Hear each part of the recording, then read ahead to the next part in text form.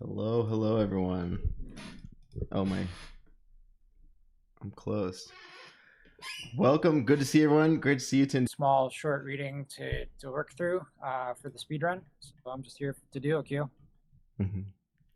Yeah, I love that you gave me the idea of calling it a duo Q speedrun, which is exactly what it is. Yeah. Hi, Ronnie. Great to see you. Glad you're here. Yeah, we're going to be going through this essay together. The Ethic of Truths, Consctuction and Potency by Alain Badiou. It's related to a lot of the things that we've talked about on this podcast, on this not podcast stream, through especially through Heidegger talking about the event and the event of truth and all that. So even if you're not familiar with this essay, but you've been tuning into the stream, you'll have some familiar concepts showing up. But I'm not an expert in Badiou. I've read some Badiou, but I'm not an expert, which is why I'm really excited to have Chris here, because Chris is an expert. And yeah, I met him through Twitter. He runs both. You should follow him at Logics of Worlds on Twitter, and also his Badiou account.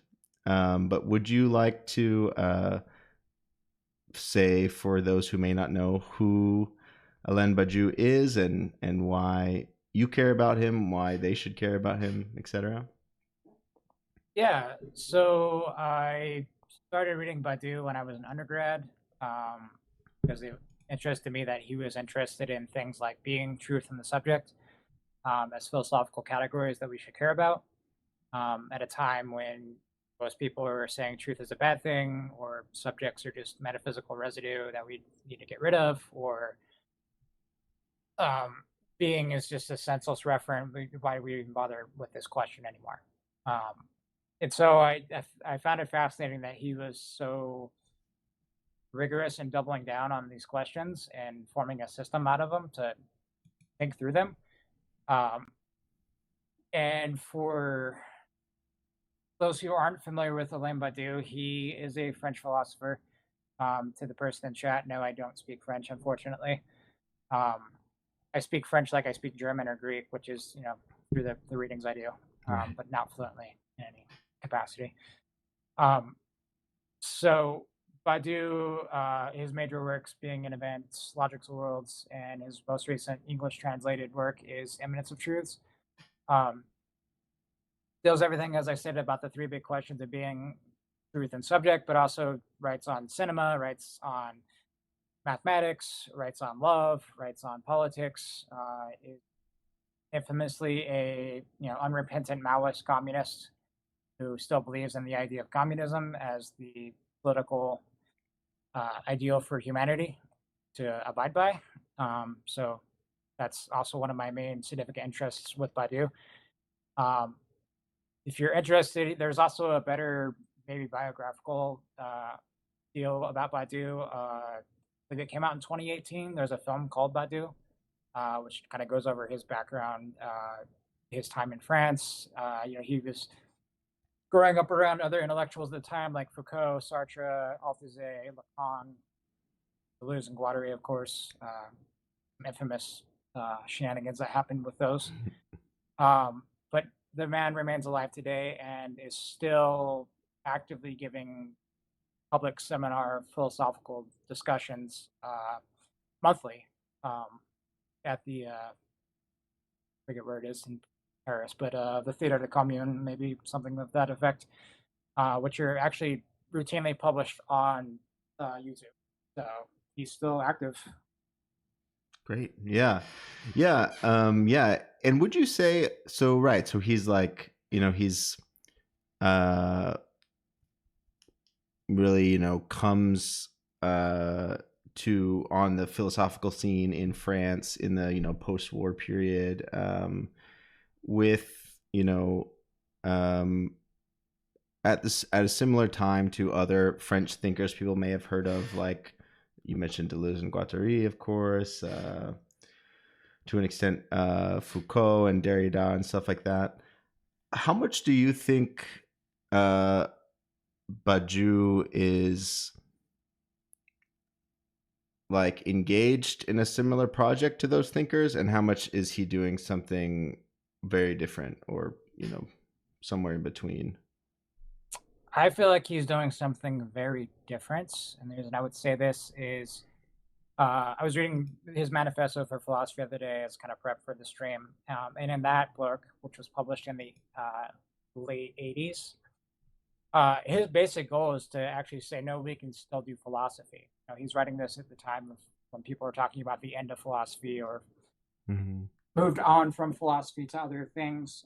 This largely in part due to what he sees at the time as the scandal of Heidegger and the post-war period, where a lot of consensus about philosophy was that it had effectively pled guilty to the Holocaust, which is what one of the phrases he uses, meaning that the thought of Heidegger led philosophy into ruin. That at a certain point, we just have to give it up and go our separate ways. He says this is the only discipline that actually followed that, which is funny. Sociologists didn't do it, anthropologists, all the other things of that sorts, bodies of thought. But philosophy, in a sense, sort of needed to distance itself from Heidegger's tainted legacy. So I don't think Badiou is trying to go that route at all, but rather is saying that no, philosophy is still possible. And in effect, he still thinks Heidegger is the last recognized philosopher in that sense. And this is because Heidegger does, in fact, deal with the question of being, although he, as we should see coming up when we get into the text here, he diverges from Heidegger's assumptions about being by posing it on a mathematical basis, which, if you're actual dyed-in-the-wool Heideggerian, it makes your teeth grind to think about something like that.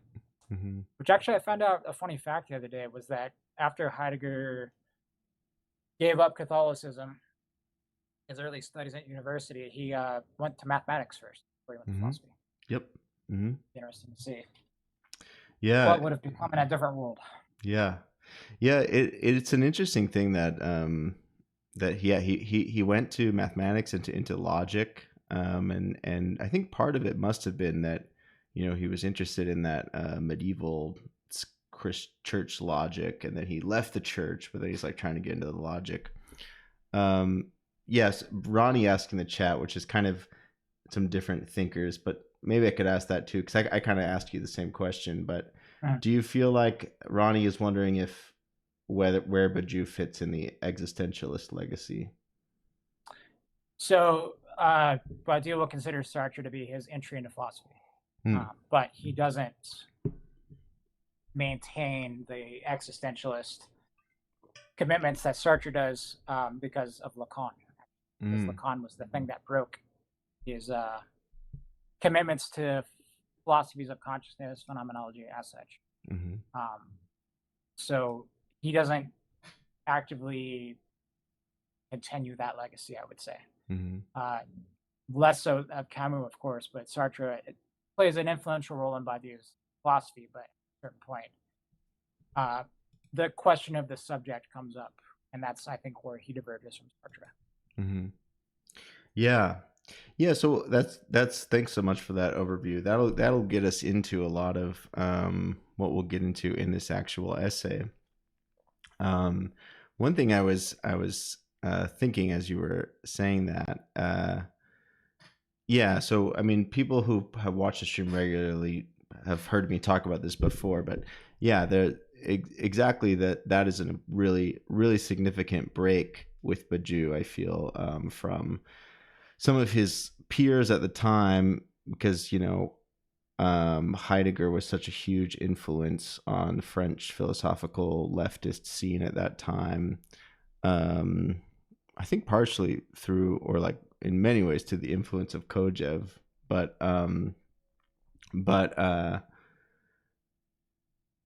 there's this real break with Badiou that there isn't with Derrida. Even though, for instance, Derrida is like critiquing certain things of Heidegger, he's also still in many ways accepting the key working assumptions of Heidegger. And one of the things we've talked about on stream, is one of the last major works by Heidegger is called the end of philosophy and the task of thinking, right? That, philosophy is completed and now it needs to begin again as thinking. And that's one real significant break, like you brought up with Badiou, is this reaffirmation of philosophy. He even doesn't he accuse that kind of move as essentially a sophistry? Am I right? Do I remember that or no?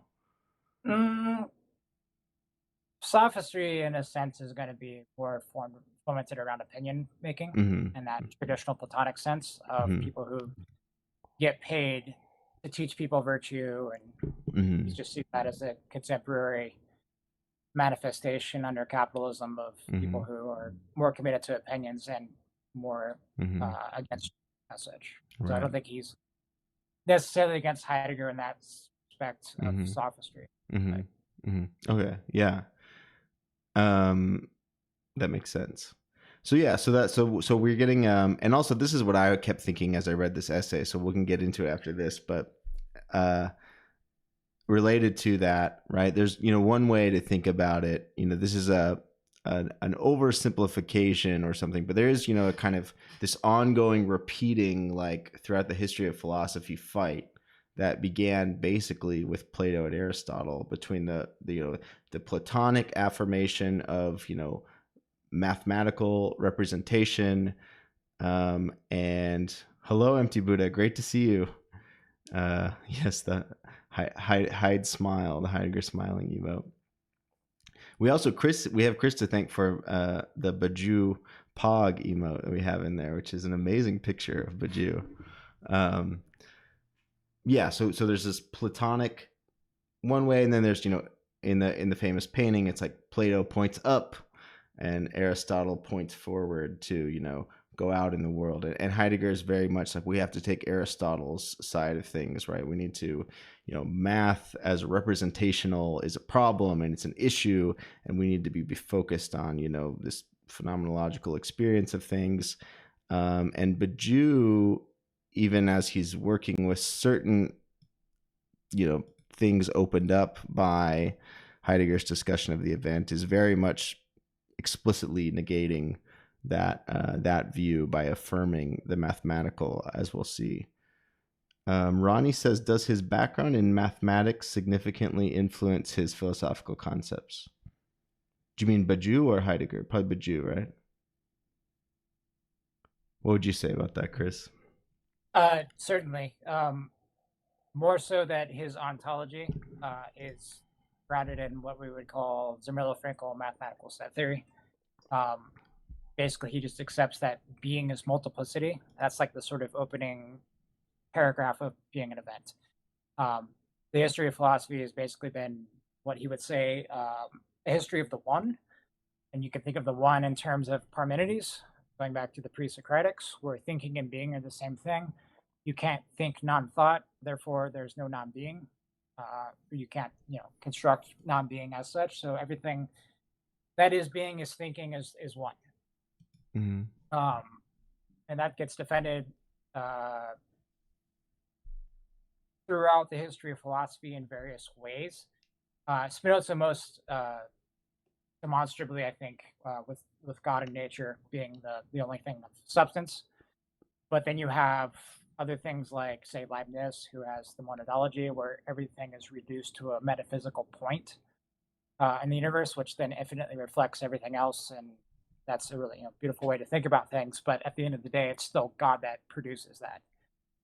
So for mathematics as ontology, Badiou wants to think multiplicity without the one, without anything to ground or render consistent anything. And set theory becomes the way to do that for him.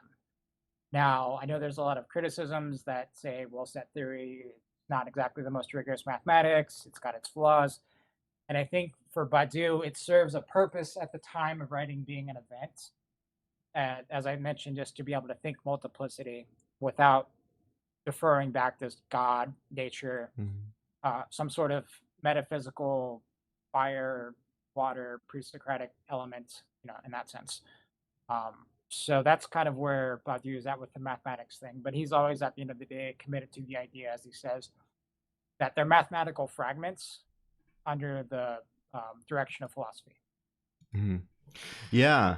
Yeah, that was well said. I don't think our regular viewer Ivan is here, but that's something we've been talking about. I've been talking about with him is this question of how to think.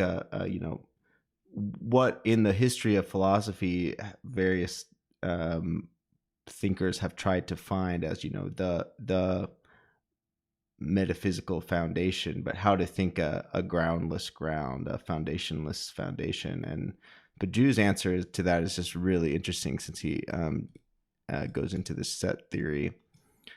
Okay, I have one last question actually before we start. This could be a short question, but I was thinking about the title of. I think that's his most famous work, right? Being an Event. Would you say? Arguably. Arguably, yeah. You know, it's the sort of it's the start of his big trilogy. I think is what most people refer to. Logics of Worlds got translated, I think, in 2005, and as I mentioned, the Eminence of Truths only came out a couple years ago in English. So Being an Event sort of like probably his most popular they know. Although he does write a lot of smaller, so he'll write the big rigorous books like that, but then he'll write a book like Ethics, just titled Ethics, and that was written for high school students. Interesting. In France, obviously not America. So he does write in a very technical, rigorous sense, but then he also has books that are very publicly accessible, I would argue. Sometimes the books just are interviews with him. So his most probable actual famous work is In Praise of Love. And it's just an interview with another person, and they discuss love as a topic. Yeah, I think that's cool that he really, love is really important in his system, right? Because it's on the same level as like politics, art, and what's the other one? Science of the Yes. yeah. Those would be his 4 conditions of truth. Right. Yeah. So we'll talk about those 4 conditions of truth once we get into this. My question about Being an Event is, to what extent is that title a response to Heidegger? And the reason I ask that is not only that it takes the being and X form, like being in time, but that what Heidegger finally defines time as is the event. So I was wondering, is that like an explicit like response to Heidegger, or no, do you think? He's certainly taking Heidegger as an interlocutor for Being an Event, because as I mentioned, he references Heidegger as the last person to really bring forth the question of being. But he's obviously not going to accept the Heideggerian conclusions about being as presence, systems of thesis, and all the things as such, because as I said, he goes to a more mathematical foundation of set theory. At the end of the day, being holding sway and all the things towards Dasein and all the things that we like about Heidegger, just doesn't really jive with Badiou. He's gonna eventually just say that's just more manifestations of the one, which is what we want to get past. Interesting. Now, the question of time and event was something I'm more interested in. I didn't have quite a chance to look up Heidegger's thoughts on the event. I think I've downloaded the PDF, like all good philosophers do, of contributions to philosophy, and then let it sit on my desktop, and didn't look up the Erignus.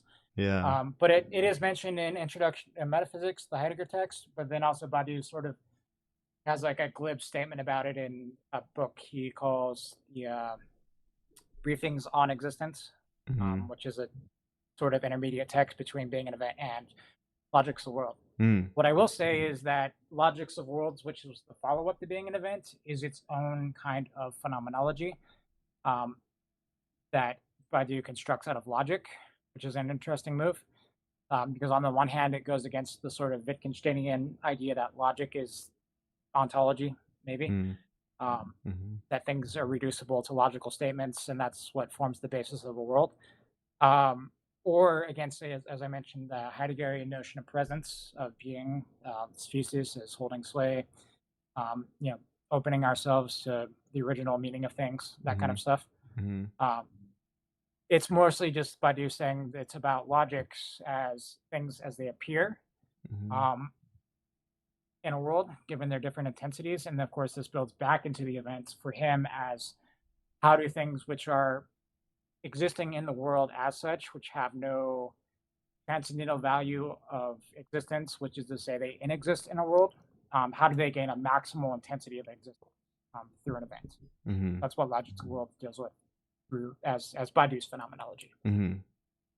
So yes, Badiou is obviously responding to Heidegger in a lot of ways with the title, but in the text as well.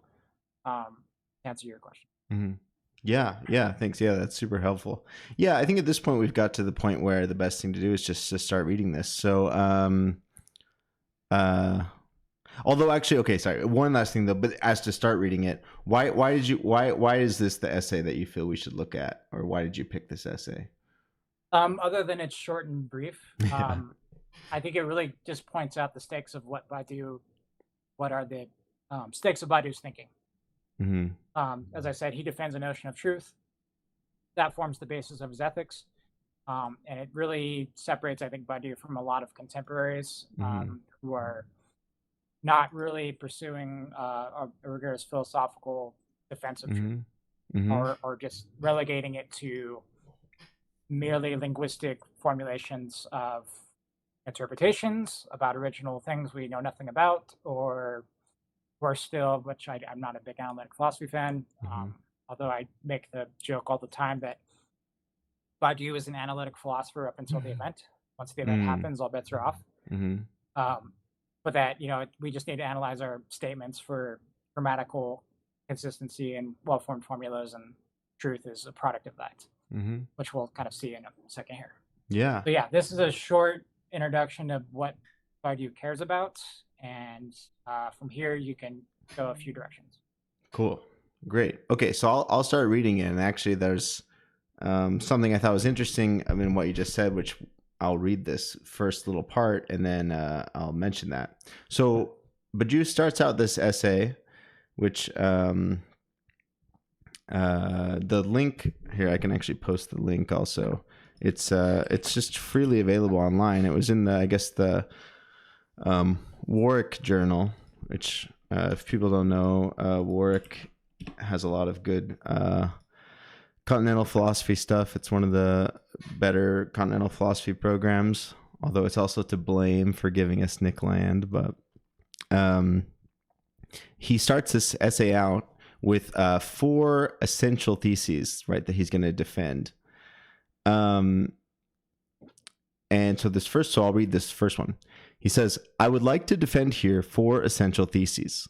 Number 1, as regards the question of truth, the Heideggerian edifice leaves no solution other than the poem. And so we've talked about that on the Origin of the Work of Art essay that we did. That's true, right?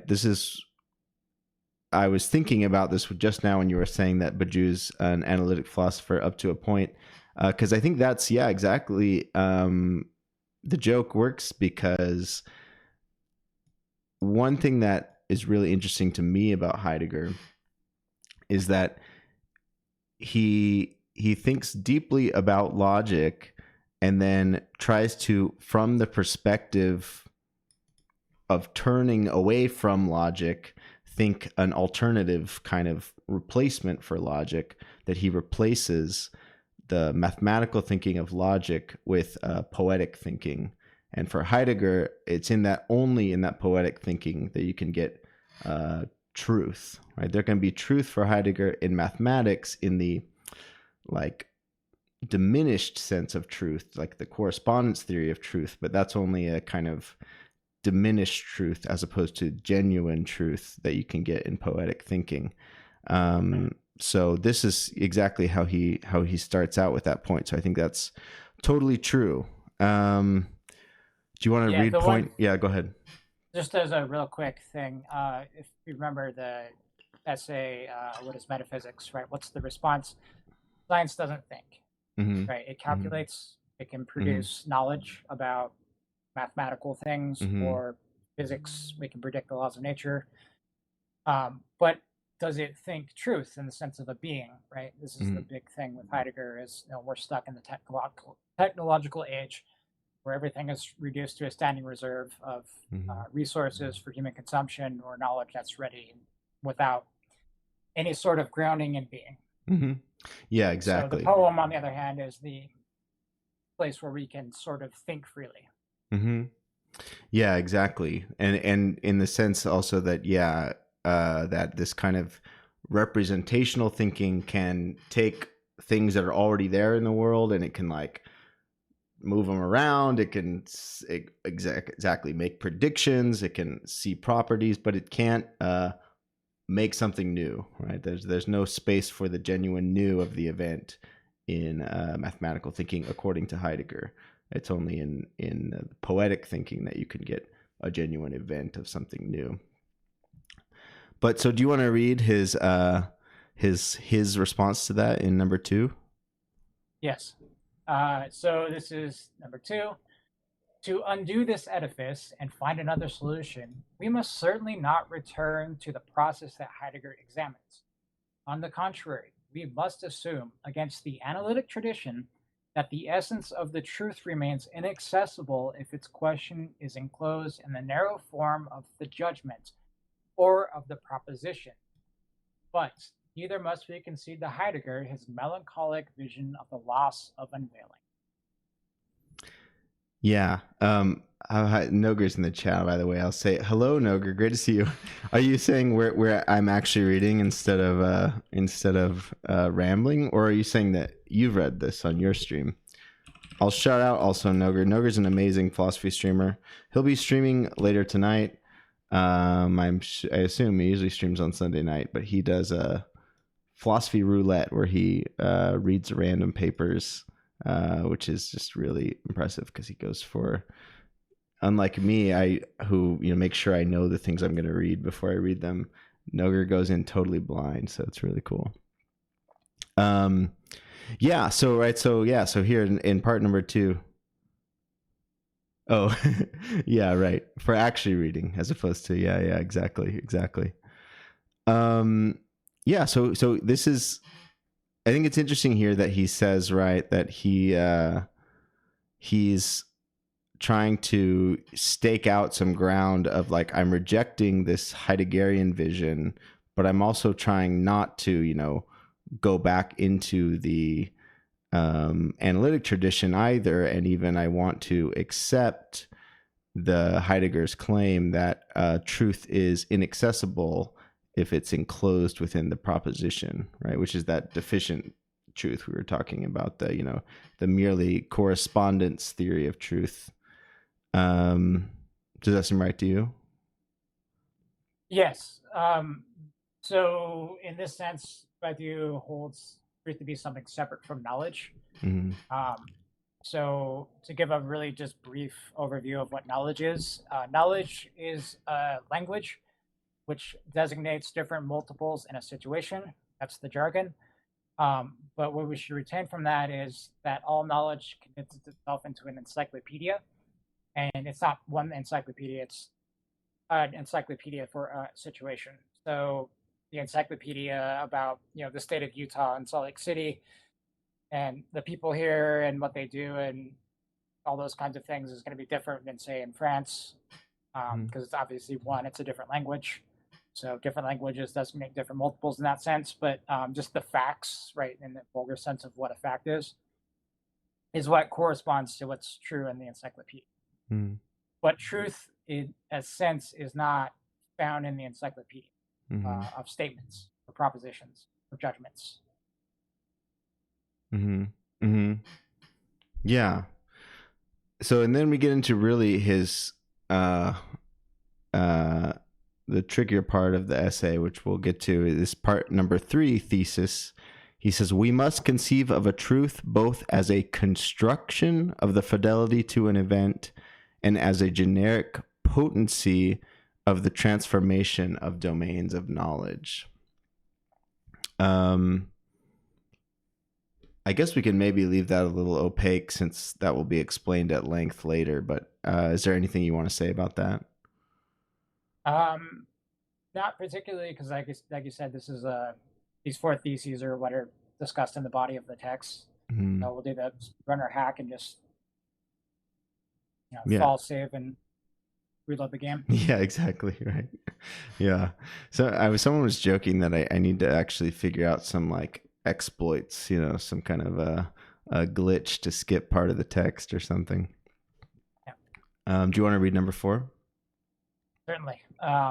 So number 4, all the categories through which the essence of the truth can be submitted to thought are negative: undecidability, indiscernibility, the generic, the not all, the unnameable. The ethic of truths resides entirely in the measure taken of this negative, which is the name as saying, in the limitation of the potency of the truth by the alea of its construction. Mm-hmm. So why do you think, or why does Badiou, what is the word ethic doing there, right? Like if in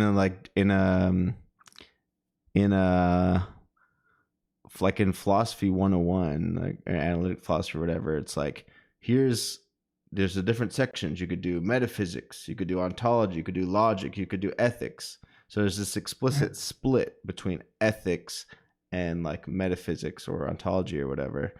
Why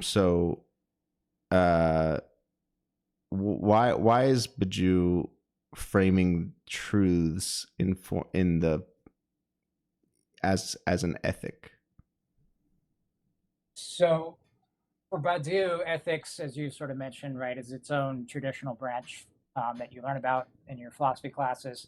And then you get things like the ontology, which is your ethics of duty, and then you get your consequentialist philosophy, which is best outcomes for everybody involved, kind of thing, or your Aristotelian ethics, which is your ethics of virtue, how to be a decent person. Badiou is going to suggest that ethics for the modern age are all just kind of subservient to the dimension of capitalism. So, right, you have, in a sense, your bioethics. We have ethics of the business ethics would be like the sort of premier example of what is business ethics about, but how to not to be a ruthless exploiter, but at the same time, you still got to churn a profit.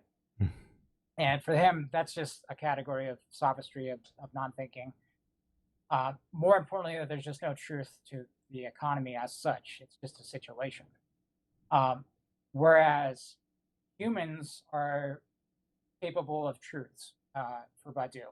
And in order for truths to happen, it comes out of an event, which is something that a human will recognize and then become a subject to that event. And then through acts of fidelity, will actually, as we're saying, construct the consequences of that event, whether it's politics, it's art, it's science, or love.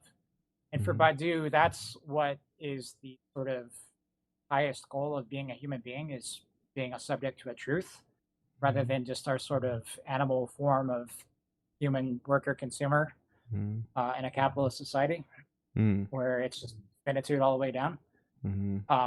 So the question of ethics of truth then becomes, what are my obligations to a truth? Do I just go about my day when a massive protest happens, or do I join the protest and find out what happens from there and try to construct some sort of legitimate politics from that?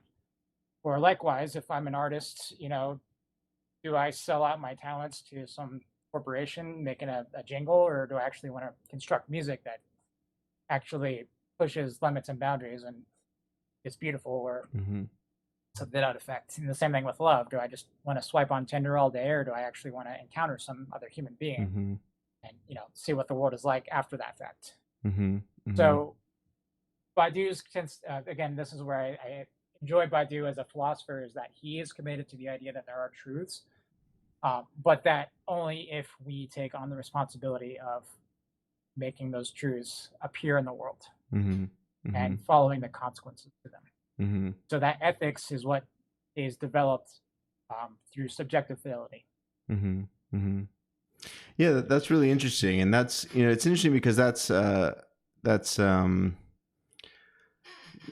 for Heidegger, the truth is, yeah, exactly, is something, an event where something that wasn't there before is opened. He frames it also in terms of in a genuine moment of truth, there's a breaking open where for the first time it becomes really possible to make a decision, right? There's multiple paths that stretch out, and you're allowed to, reflect on history and see your place in history. But one of the things that everyone rightly points out is, if this analysis is so amazing, then why the fuck did Heidegger become a Nazi? It seems like there needs to be some kind of ethic. There's some ethics lacking in his analysis. So that's an interesting approach to kind of reframe it in terms of an ethic in that way. So that's interesting. And I guess that's related to also to why truth is negative then, which is the other thing I was wondering, but that makes it make sense, right? That it's negative because these other modes you're talking about, like just, becoming a consumer or becoming a, participant in a liberal democracy and non as opposed to some kind of revolutionary politics or something like that, there's no negativity. Is that fair to say? Like, it's just you just kind of enter the flow rather than the genuine truth, which kind of negates or breaks into what's going on. Is that fair to say, or? It's fair to say in the sense of we live in situations, which is, again, just the technical term Badiou imposes upon ontology as such. So if we understand being qua being as inconsistent multiplicity, well, then how do I have consistency in the situation I'm in right now? He will submit that there's this procedure called the count as one, which basically means that a situation is counted by its elements, and then language assigns certain multiples and then arranges multiples in a certain way. And it's these encyclopedic determinants which render a situation consistent. And so the state of the capitalist situation is rendered consistent through various mechanisms, obviously the state as such. So the question becomes, if we're just living in a situation which is constructed on knowledge and nothing but opinion circulates, what is the truth that is possible within the situation, but is not deduced from that situation based on the knowledge available? So the negative aspect then becomes, if it's not deducible from knowledge, then how is it possible? How do things change, or do things change? A lot of people will sort of submit to the fact that, nope, it's always been capitalism. It's taken various forms throughout history, but we got to the end of history. And nothing should change from here. So now we have, a massive war erupting in the Middle East. That's just the way of the world. Right. But is it the only possibilities that are necessary? And so that's kind of the wager as such. If we just want to live in situations where knowledge and opinion govern things and nothing changes, then certainly there's a place for people like that. But if you're thinking guides you to some sort of higher truth about politics where human beings are universally equal, not in a sort of vulgar liberal sense of the word, but that there is an equality to being a human being that should be extended to everybody, and nobody should be excluded from that truth, then yeah, you have to commit yourself to that and then follow through on the consequences of that. Yeah, that makes sense. Yeah. Yeah, that makes sense. So I'll read. So we'll get into. He starts with the 3 quotes from Heidegger. They're all from Heidegger's 1935 lecture course, Introduction to Metaphysics, which is good job on tracking those down. Yeah, it was hard to find because there's like multiple layers of translation, because it was like this translator translated the quotes, which presumably Badiou wrote down in French, so they were already a translation of the German. So then I had to like loop back around, but I did find them. They're all in Introduction to Metaphysics.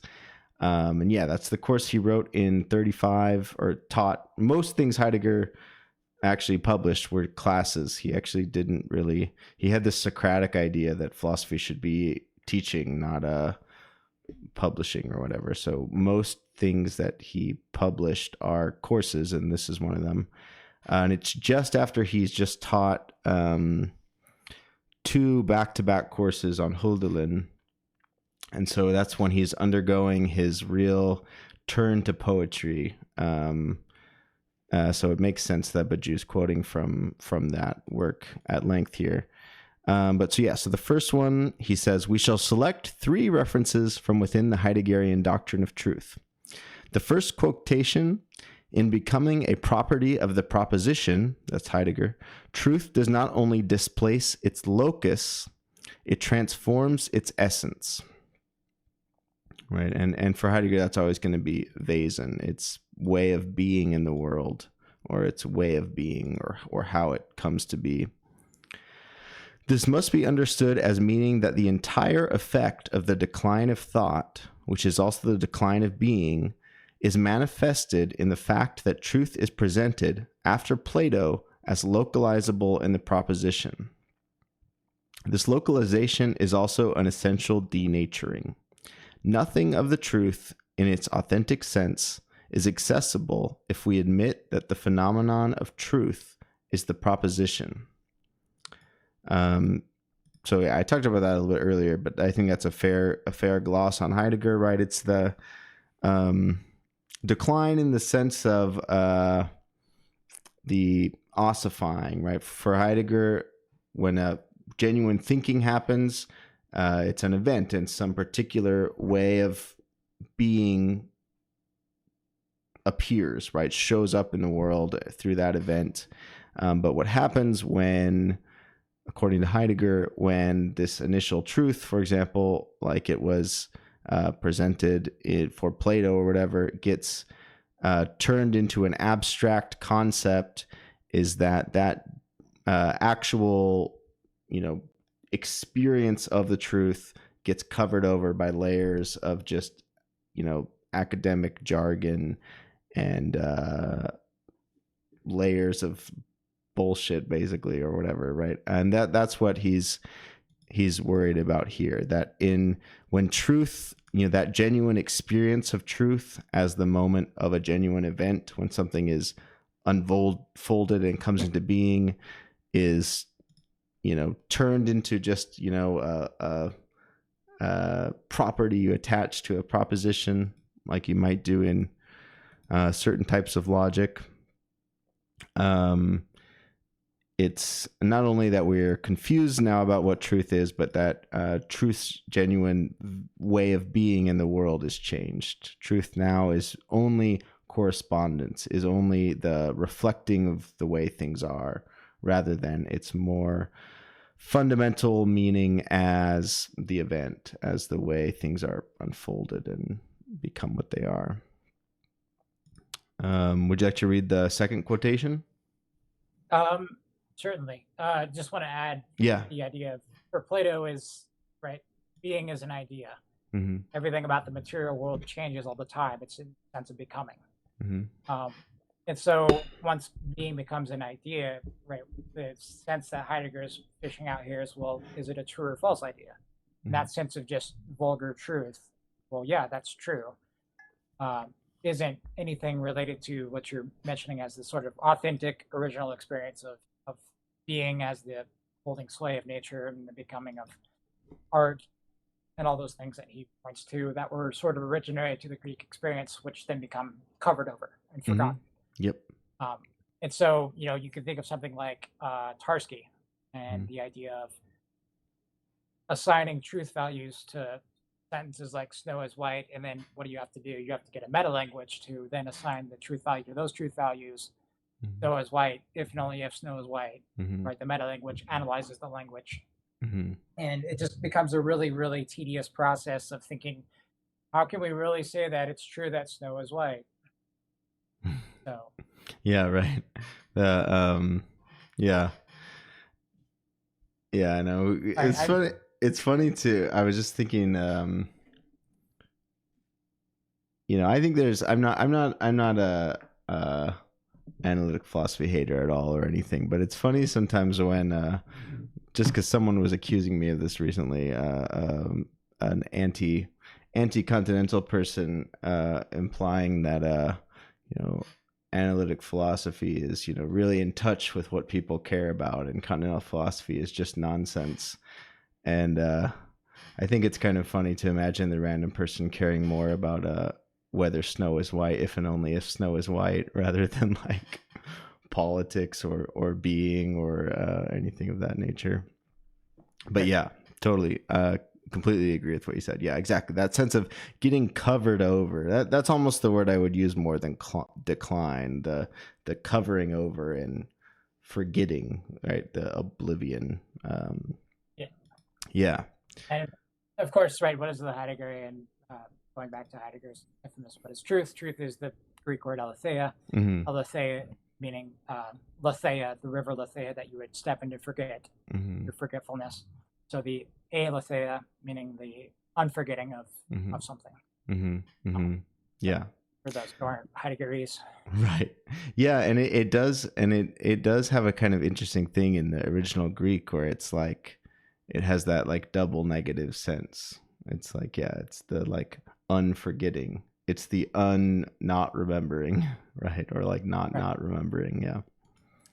Cool. Okay. Do you want to go for the second quotation? Moving on. The second quotation, and then to situate it, we must only remember that. We must only remember that Heidegger asks what the major points of mediation must be if one wishes to capture in thought the distress of Europe. This distress, we know, has as its essential events flight of the gods, the destruction of the earth, the vulgarization of man, and the preponderance of the mediocre. But to understand its meaning, Heidegger tells us one thing is decisive. This is, and I quote, mutation interpreting spirit as intellect. This last being understood as the simple faculty to reason correctly in the theoretical and practical considerations and the estimation of things already presented. Yeah. And so that's actually kind of what I was already I guess I got ahead of myself, because that's exactly what he thinks happens to this genuine thinking, which is related to poetic thinking and truth, and this unfolding or revealing of something that was not there before, that is brought forth by the event of truth. That genuine thinking gets buried over and replaced with intellect, right? Which is calculating, right? The sizing up and estimating and measuring and of a certain type of intellectual thinking, meaning mathematical thinking or representational thinking,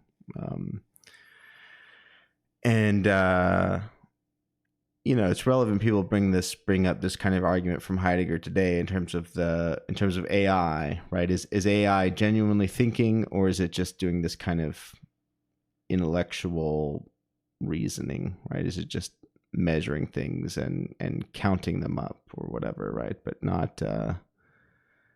not genuinely having any genuine thinking, which requires a certain reflection. He says also, it is clear that the spirit can only be interpreted as intellect insofar as it manipulates truth in the form of a proposition which is effectively the linguistic phenomenon of any estimation of things insofar as they are things already presented. Consequently, the denaturing of the essence of truth, which localizes it in the proposition, is the condition of possibility at the origins of Western distress. Yeah, is there anything you want to say about this second quote? Or so he's using the word presented, but it's also the Heidegger thing itself. Mm-hmm. And so presentation and representation are issues for Heidegger, or not Heidegger, sorry, for Badiou in terms of situations, going back to this idea of situations as being presented multiplicity versus represented multiplicity. And so situations themselves as being presented initially as an inconsistent multiplicity are then counted into represented multiplicities. And so there's a thing just to be aware of with Badiou and presentation representation, although it's not necessarily the most consequential thing here. It's just something that popped into my head, I guess. Yeah. Yeah. But yeah, it's just sort of the run-of-the-mill, how do we manipulate variables in a algorithm to get the results we want. Mm-hmm. Yeah, totally. Yeah, and it's and there is like Husserl has a kind of thing about presentation and representation too, which is kind of interesting whether that would be in discussion or not with how Badiou applies it in terms of set theory. But right, there's like the genuine presentation where you through the phenomenological reduction can genuinely present the thing, bring it really from its own being. Heidegger explains Husserl's thing as letting the phenomenon show itself from itself as itself, right? Which is the presenting, where it's brought forth and you encounter it in its fullness, versus representation merely gives you, one, it represents it by, having a model that's supposed to stand in for the being. But that model, right, the mistake, according to Heidegger or whatever, is that Descartes thinks that model perfectly captures the genuine presentation and represents it just fine, versus from Heidegger's perspective, that's a huge, huge error, because it just only can present one particular mode in which, or way in which the thing might show itself, but it could never capture the full presentation, which always has a certain is a genuine presentation insofar as there's always an excess, and you experience as an excess that can't be captured. And then once you for Heidegger, this is also exactly is tied to the issues that were that lead to the intensification of industrial production and the destruction of the earth, is when once everything is viewed, once you can think of representation has no surplus, it just captures everything of the original presentation, is once you see the entire world just as those tools waiting by to be used. So the issue of excess is really, really important in Badiou. And as a side note, there's a mention of epoche and being an event, which I don't remember off the top of my head. But the idea of excess for Badiou comes out of set theory, in which you have a set of elements. So always think of set theory as dealing with sets of elements. It's never a set of objects proper, because in the end, those objects are then reducible to other objects and other multiples or elements, all the way down to what he would call the void, the empty set. Now, in being an event, he starts out with the idea of the empty set as that is being as, or what we would mark as being, but it doesn't actually contain elements. Out of that, set theory deals with axioms. So that's assumed to be true. There's an empty set. The next thing you assume about set theory to be true is the power set, which is the idea that there is a set of all subsets of a given set. So you can think of a set of fruit like apples, bananas, and oranges, but then you could have subsets of those. You could have apple banana flavor. You could have orange apple flavor. Those subsets are just counted out of the initial set of those three elements. But what you notice is that there's an immediate excess of elements in the subset over the initial set, right? There's more combinations of fruit available through the power set as opposed to the original set. Now, the question becomes, what happens when you apply the power set to the empty set? You get initially, you count all the elements, but as such, the void itself, the empty set is a set, so you just count it twice. So out of the empty set, if you think about that numerically as 0, the set of the empty set becomes 1. The set of the empty set becomes 2. Right? You generate a whole numerical system out of that operation of just the power set repeating it. But you'll also notice again that there's always more elements in the representation as counted over the initial presentation. So So that's the way Badiou kind of thinks about excess. So in a certain sense, you never are able to deal with everything in a set, which is why at the end of the day, if you're familiar with issues like Russell's paradox, or more specifically the fact that there is no set of all sets. Because if you count a set of all things, you then have to make a judgment on, well, if there is a set of all things, does that set belong to itself? And then if so, you're adding one more element to the set, and then not the same set anymore. Always this a possibility of having a set of all things. But there can be always a set of all the subsets, all the parts of the situation. Yeah, that's so interesting, because it's like, right, that's, in terms of how Aristotle in the Metaphysics poses the question of being, it's kind of like that, but in a non-mathematical way, that, that I can have a set, I'm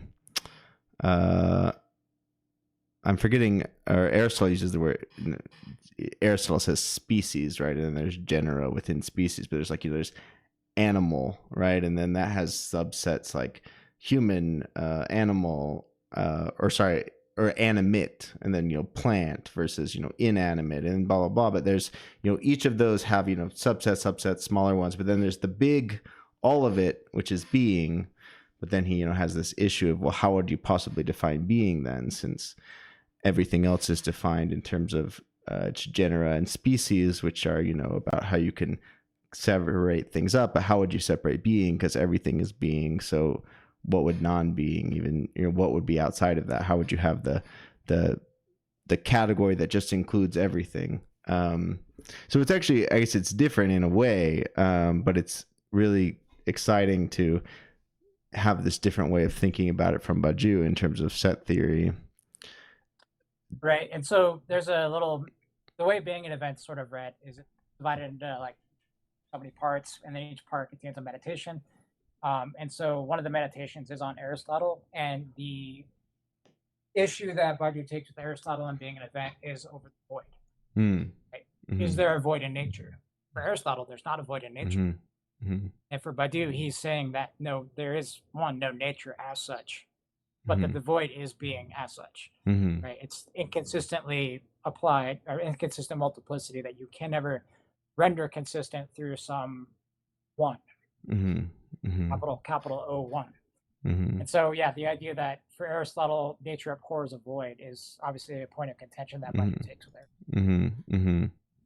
So in a way, so is being for Badiou the event? Like, is being itself an event or no? No, absolutely. In Yeah. fact, this is going back to my remark on analytic philosophy. Badiou is one until you event. So basically, you get to a point in being an event where the event becomes a paradoxical multiple that cannot be decided on from the standpoint of the situation. It can't be deduced from the knowledge you have about a situation. And that's being effectively is going to rule it out. And this is due to what in set theory is called the axiom of foundation, which prohibits self-belonging. Multiples cannot belong to themselves.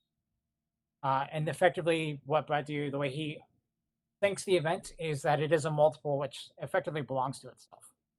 And so the laws of being, the axiomatic presentation of set theory, forbids the event from occurring, because you can't have self-belonging multiple. So there's a hard line where he says being thinks nothing of the event. In fact, it formally forbids it from occurring. That's why the event is undecidable. As we'll talk about in a second, is that you cannot decide if knowledge makes a definitive ruling that this multiple does not belong to the situation, and this is why it's required to have a subject come in and intervene and say, yes, this multiple belongs to the situation. There is an event taking place. Here's what it means.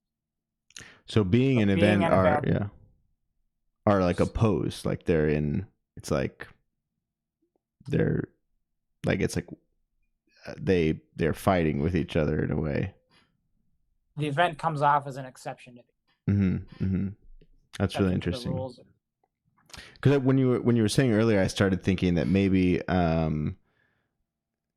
that being would refer to that impossible set of all sets, but no, it doesn't.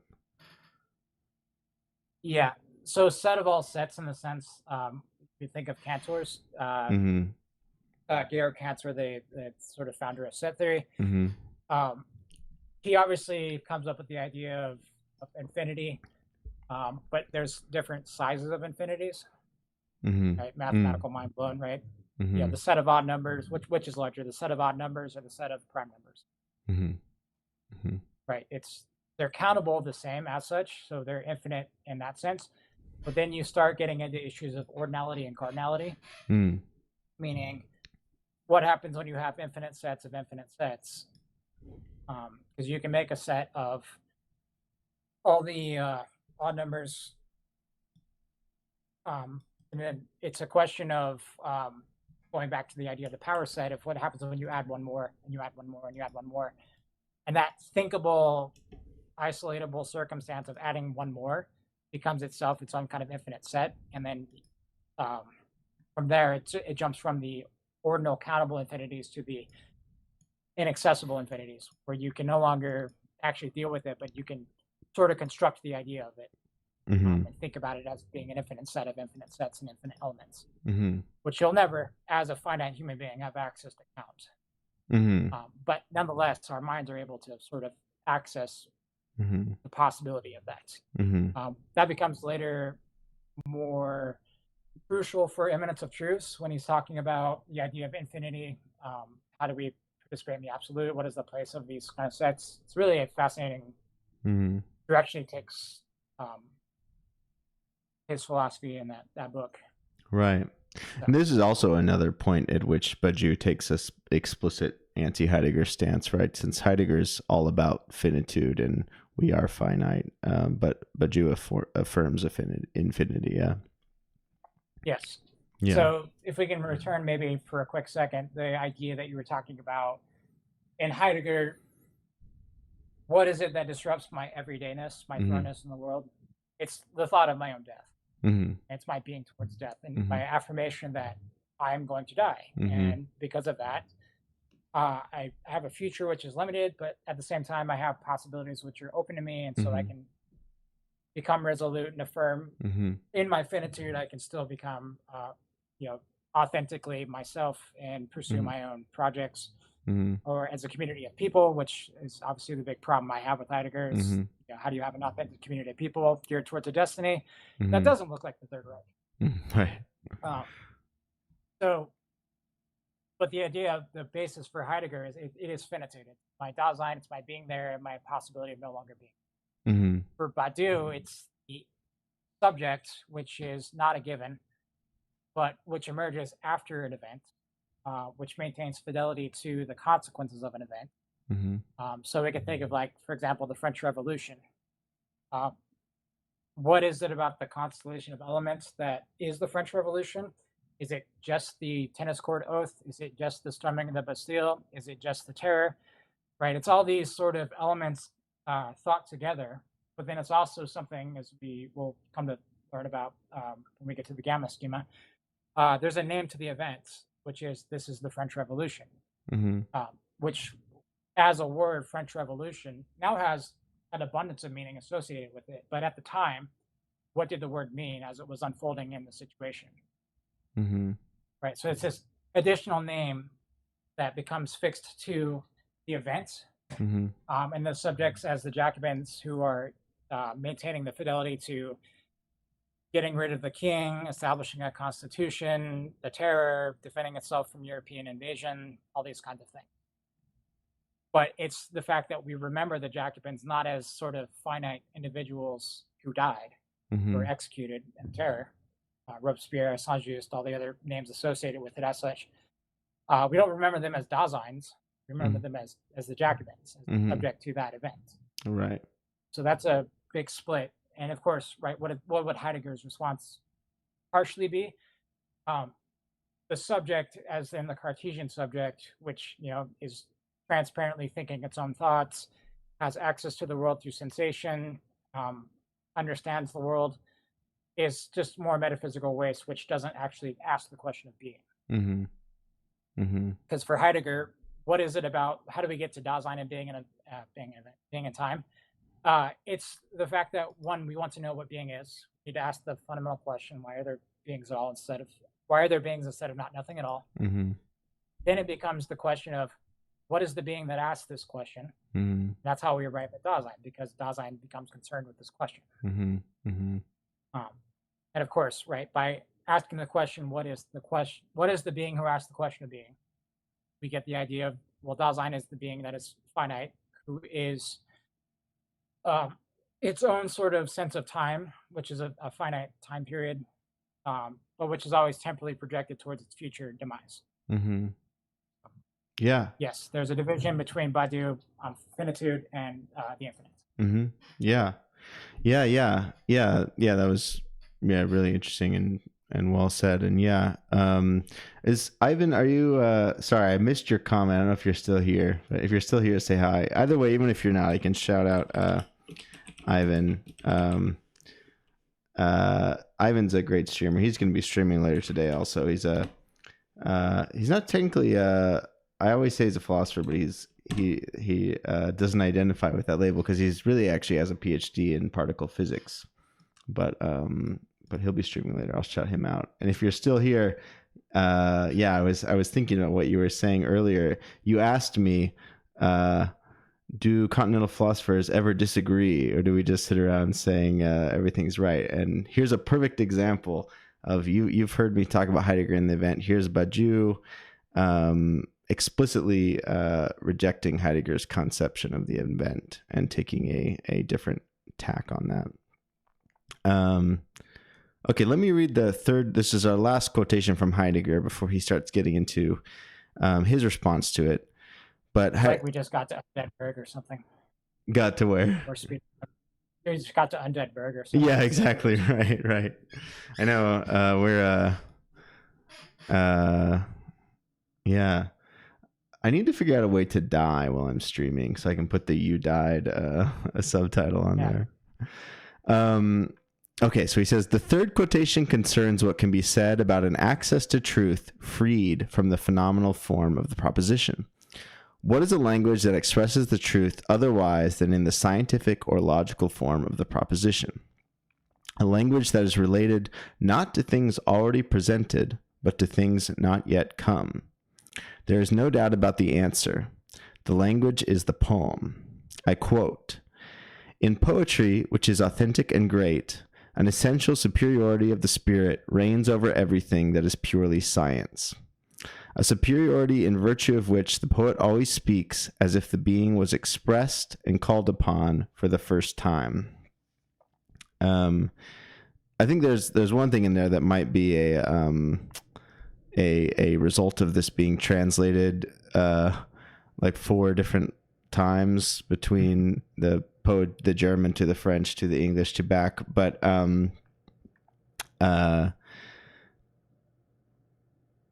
the distinction Heidegger's making here is that whenever he talks about poetry, he thinks that we're only talking about great poems, because obviously people can write shitty poems that fail to do that. And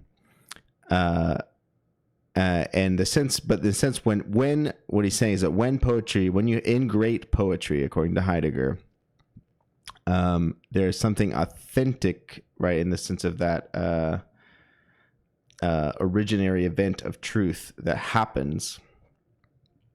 And this has to do with this superiority in the sense of this, relationships where the poetry is on the most fundamental level of truth, and then science is on leaps out of that more fundamental poetic truth. Is that poetry is a beginning, right? That's what it means the first time, right? Poetry begins things, right? The kind of calculating scientific thinking can know all kinds of things about what's present and what's there and how it can be measured and compared and used. But only the kind of poetic thinking can call something, right? Call it into naming and let it be for the first time, right? So something new new way of being in the world becomes possible through the poetic thinking. I'll read the next paragraph and then also ask you if you want to say anything, since this closes out the Heidegger quote section. He says, thus for Heidegger, if the declining destiny of being is to denature the truth in the proposition, if the proposition commanding the interpretation of the spirit as pragmatic intellect governs the ravage of the earth, then the only real recourse lies in the poem. And the poem in its turn is explicitly opposed to the mathematical. Because for Heidegger, the mathematical is nothing other than the transparent triumph of the propositional form of the true. When the proposition reigns, when the intellect reigns, then he says, this is a quote of Heidegger again, the being of the being becomes thinkable within the pure thought of the mathematical. And one thing also to help think about that in Heidegger is that he's interested in the concept of measure, and measure both in math or representational thinking and in poetic thinking, because poems have a measure too, but the measure in a poem is the rhythm. But also, this is something related to that rhythm that in our world today, maybe some people do, but it's not really a thing anymore. But it was for a long time. Poetry was also a way of measuring time and space for people. People talk about how Homer, the Odyssey, actually had a lot of like sailing knowledge in it, and people actually, when they were sailing in ancient Greece, could have memorized sections of the Odyssey, and that could help them get their bearings of where they are. Same thing, to some extent, I'm sure people still do it. Well, yeah, I guess I've done it recently when I was like counting things up, and there was just really tedious, boring work. I had to fill books in these packages, right? You like keep a poem or like a song lyric or something in your head, and you count time that way. Heidegger's interested in that kind of measurement as a measurement or a mapping that is like contentful, because it's in the world, it's embodied, it experiences, the meaning of things, your relationship into things, versus, according to Heidegger, once you do mathematical representation, you're now completely at a remove from the world, and you've just got these kind of dead, empty representations. And so that's exactly why he opposes them here. And again, we talked about, Heidegger thinks that has more deeper dangers than just the fact that our existence, and I guess in a certain way we're alienated from our existence, but also that it leads to this large scale ravaging of the earth, right? The inframing. But do you have anything you want to say about these paragraphs? What strikes me is, obviously, Badiou is sort of digging on Heidegger for falling back on the poem. We go back to the sort of Greek distinctions on being that Heidegger gives us. Physis, right, is being that is something that happens within itself, the causes of itself. So a plant just grows in nature and reveals what it is as a plant without any kind of sort of human intervening element, as opposed to poesis, which is an act of creation, which is to call something forth from nothing, right? So poetry as such is this sort of use of language that isn't authorized, which is just allowed to be free-flowing and creative and capture certain things related to human thought. And so that's sort of where I take Heidegger as being overly poetic about things. The not yet to come element, this is where we go back to something, a distinction we can make, which it comes up under the name forcing later in the essay. But the idea for Badiou is that if a situation is governed by an encyclopedia, which is just a set of elements which have a name, everything is separated out into language into very distinct parts, a truth will not pronounce what already is. It will take the form of a future anterior, Mm-hmm. which is what will have been the case. Mm-hmm. Right? What happens? Mm-hmm. What will have been the case after the French Revolution? There will have not been a king. Mm-hmm. Mm-hmm. Think of it that way. Mm-hmm. And so you have to think of Badiou as accepting that. This is where I say again, Badiou is an analytic philosopher just until you hit the event, when the event opens up a new possibility, and then we have to talk about it. Right? That's where poetic language comes into play, as opposed to analytic mathematical language. So Badiou himself has his own set of favorite poets. He loves Mallarmé. He loves Rimbaud. All sorts of people. He references poetry a lot, constantly. Yeah. And yes, I was on One Dime. Shout out One Dime. Hey, that was a fun time. Yeah. To the person in chat. So yeah, there is an aspect of Heidegger which is overly poetic, but it's also Badiou enjoys poetry just as much and thinks poetry has its place.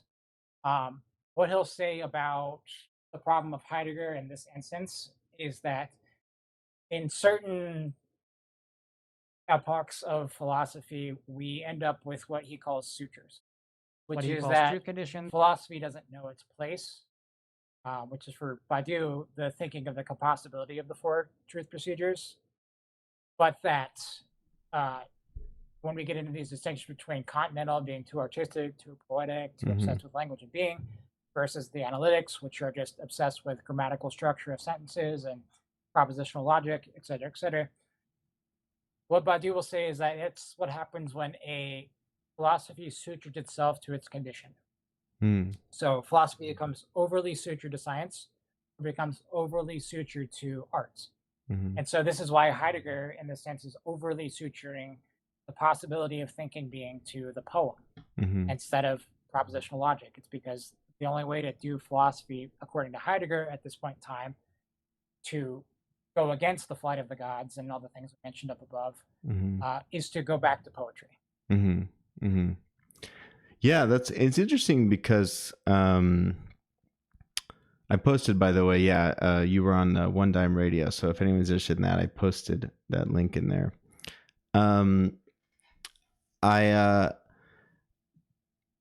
He in certain ways, it reminds me a little bit of, Wittgenstein's idea that like philosophy clarifies thought, right? It's like philosophy isn't science, it isn't art, it isn't whatever, but it kind of, has a role to play in clarifying it. I don't think Badiou would say clarifying, but he seems like, is it fair to say he also has that kind of thing? It's like philosophy,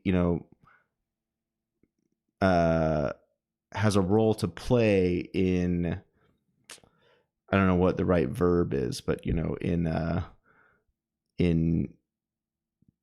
thinking about the conditions of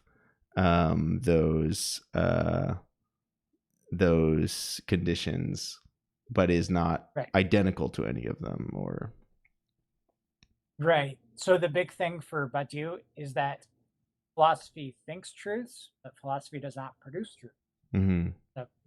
So he would use the word thinking, right? Yeah, he would. Yeah. He thinks the way he'll state it in Manifesto for Philosophy is philosophy's task is to think the compossibility of truths for a given epoch, right, for a given moment in time. But as he says in that same text, there's been issues with suturing. So ever since Galileo invented what we would refer to as physics, the Cartesian follows suit on that. It becomes obsessed with the event of Galileo, and then philosophy sort of tags along with that. Then you have the political French Revolution, and then you have Hegel and Kant as such following along with that. Then you get into Heidegger and Nietzsche and that area of poetic thinking, which is also heavily anti-Platonic. Comes this sort of suture to art, and then again back to this sort of modern contemporary analytic philosophy, which is analysis of grammatical structures of language and what we can say that has sense versus what we can say that is nonsense through Carnap and as such. Right. So, yes, there is this issue of what is philosophy's role in all of it. And for Badiou, it doesn't produce truths. There's no philosophical truth to the universe. But what philosophy does do is it helps, in a sense, clarify what's going on, and the truth procedures as such, and the various truth procedures as such contribute something pretty important and vital, to philosophical thinking. So art itself, Badiou, obviously, or not obviously, but will suggest that what art gives us is the ability to think a subject without an object. Mm-hmm. It eliminates that subject-object distinction that people like Heidegger don't like so much. Mm-hmm. But at the same time, mathematical thinking is really good for giving us a formalized structure to thinking. Mm-hmm. Mm-hmm. Mm-hmm. Same thing with love. Love gives us the possibility of the two, which is that the subject is no longer reducible to a single human unit as such. Mm-hmm. Rather, it's same thing with politics as such. Politics thinks the community at large rather than a single individual. Mm-hmm. So there's these aspects of thinking that philosophy can absorb, Mm-hmm. but philosophy as such doesn't produce a truth. Mm-hmm. Mm-hmm. Because even the question of being for Badiou isn't a philosophical question; it's a mathematical question. Mm-hmm. Mm-hmm. Mm-hmm. Hey, that's really interesting. There was someone I can't remember who it was, but I just read yesterday. I will post in the notes who this was, so I give them credit. But someone on Twitter said something yesterday in response to the question, do you believe in the idea of a soulmate, right? The kind of like pseudoscience-y astrology idea that there's someone out there who you were destined for. And this person said, well, you could think of it as, once I fell in love with you, I was transformed as a person, and the person I am now is like your soulmate and you're my soulmate. I'm wondering if that's I thought that was kind of a compelling way to think about it. I wonder if that's almost is a way you could think about what Badiou is talking about, like what you just said, because it's like, it's not like the gods picked out in the stars that two people would be together, but in this genuine moment of love, there was this transformation of both of you in a way, and it became I don't know what you call it, a genuine.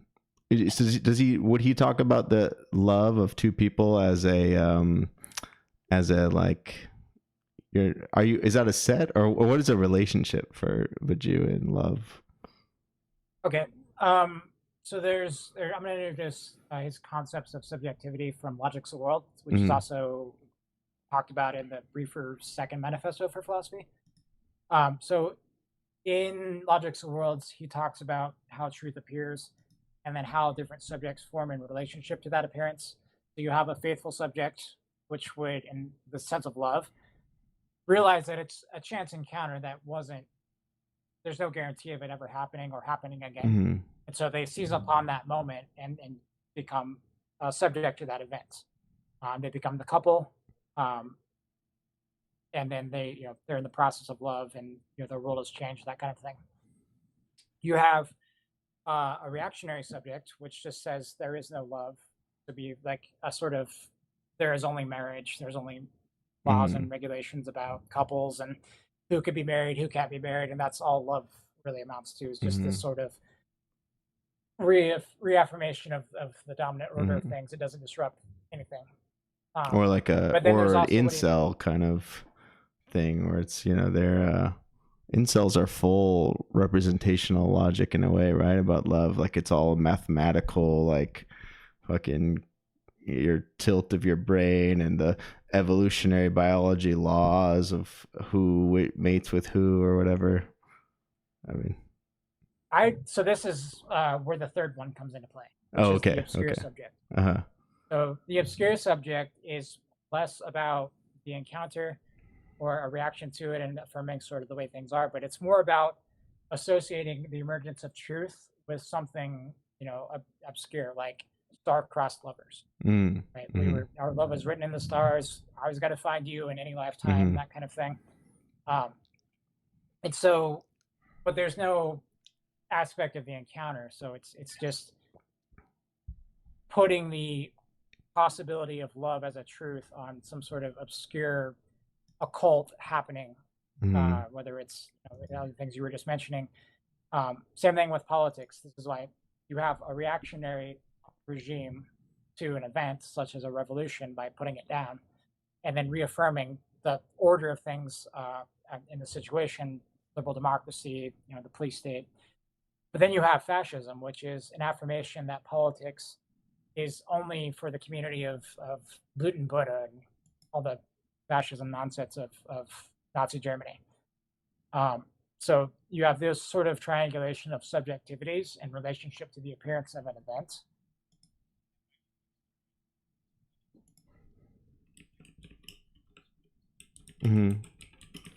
Yeah. Yeah. Sorry, I just realized that the audio might be echoing. If you're watching and the audio is echoing, can you please let me know?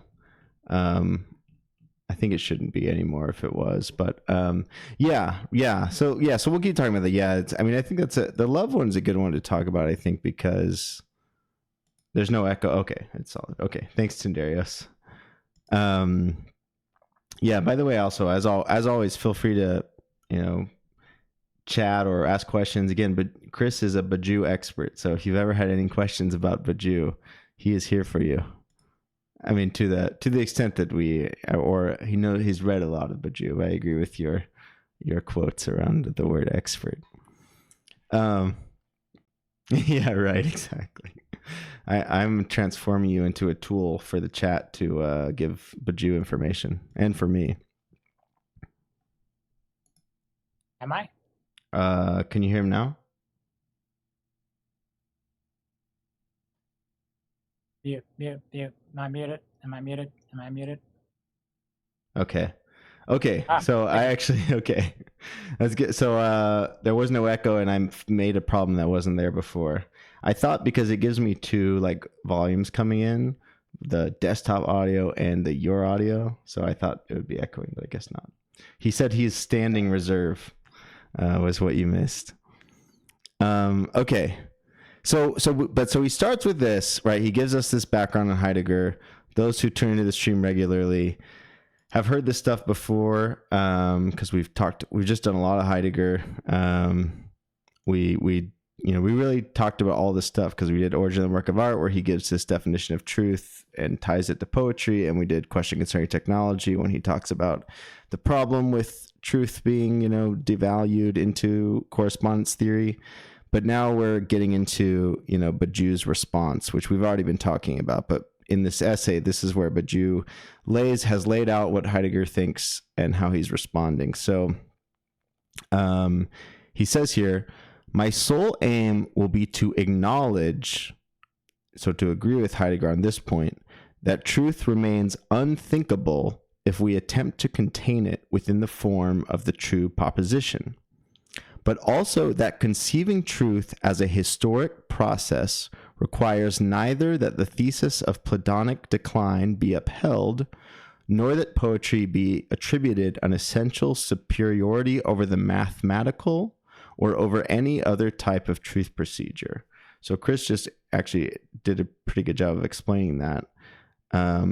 So I'll read the next one. He says, our epoch is most certainly the epoch of a rupture with all that Philippe Lacoue-Labarthe has shown to depend on the motif of mimesis, which mimesis means imitation. So a common way you would hear that is to say mimetic art, or art is, like a painting in the traditional style. Avant-garde style is a representation of someone's face or landscape or whatever. One of the forms of this motif, which explicitly attaches truth to imitation, is to conceive of truth as a relation of appropriateness between the intellect and the thing intellected. So actually, sorry, he's still explaining Heidegger here. This is his correspondence theory of truth. A relation of adequation, which always supposes, as Heidegger very well perceived, that the truth be localizable in the form of a proposition. And this is one of the reasons, that Heidegger sees rationality as a concept, as one way of thinking about thinking, but it's only one type of thinking, and it's this more devalued mode of thinking because it's based on that root ratio, to balance, ratio, the measure, right? The balance between the intellect, or later the proposition, and the thing intellected, or, the state of affairs or whatever. Modern philosophy is a criticism of truth as adequation. Truth is not, in that original Latin phrase, which I think originally comes from Aquinas, adequation re et intellectus, equal balance between the thing, re, and the intellect. Truth is not limited to the form of judgment. Hegel shows that truth is a path. Heidegger suggests that it is a historic destiny. So right there, the next paragraph is where Badiou is going to start giving his definition of truth. But I would ask you, Chris, actually, what does this idea, that's in Hegel, right? Hegel's trying to, take the idea of logic and make it historical, right? It's not just that you have a, static, premise and then the conclusions are contained in the premise, right? But logic is happens in history, right? There's a little actual moment in history of the negation and the sublation of a proposition or something like that. And then Heidegger's working with that, and he has to do it with the destining, which one thing about that is that the word in German is Geschick, so it's basically the same word as Geschichte, history, and both of them have the word schicken in it. There's, the sending, the path that unfolds out of something. Where does Badiou stand on that kind of thing? Does he also see truth as having a path or a movement, or is he saying Hegel and Heidegger are wrong on this point? Would you say? I think he's going to borrow in part from those statements. So for Hegel, the infamous truth is the whole, is sort of how we have to interpret Hegel, meaning that there's never one moment of truth. There's a movement of moments and a moment of movements. The example he gives in the preface to the phenomenology is the idea of, does a flower, once it bloomed, does that refute the blossom? Does that refute the seed, the truth of such? But no, it's the totality of that movement that we have to examine if we want to get to an idea of truth. So do you mind if I just actually pick up reading? Yeah, go for it. The question. Yeah. Okay. So we're starting on the second full paragraph on the page with the graph. He says, I will start from the following idea. A truth is, first of all, something new. What transmits, what repeats, we shall call knowledge. So there, in that sense, distinguishing truth from knowledge is essential. So going back to what I've stated earlier about knowledge forms an encyclopedia, and it just designates multiples in a situation by a language. It separates out different things. You can think of this as populations. We separate people into categories by race, by gender, by sex, and all sorts of other categories. And that's the knowledge we know, the things we know about society, is we're filled with these multiples of people. So knowledge is different from truth, and that's an essential thing to retain. And we had a pre-stream conversation about Lacan, the psychoanalyst Jacques Lacan, whose infamous dictum is, the truth punctures a hole in knowledge. It makes a hole in knowledge, which actually is a play on words for him, because he's kind of playing with Hegel. But a hole, thought of in the sense as the whole thing versus a hole in something. He's meaning a hole in that sense of puncturing through knowledge. It disrupts what we know about everything in the world. So it is a distinction which is already made in the work of Kant, the distinction between reason and understanding. That would be Vernunft und Verstehen. So it is a capital distinction for Heidegger, the distinction between truth as aletheia and the cognition science of techne.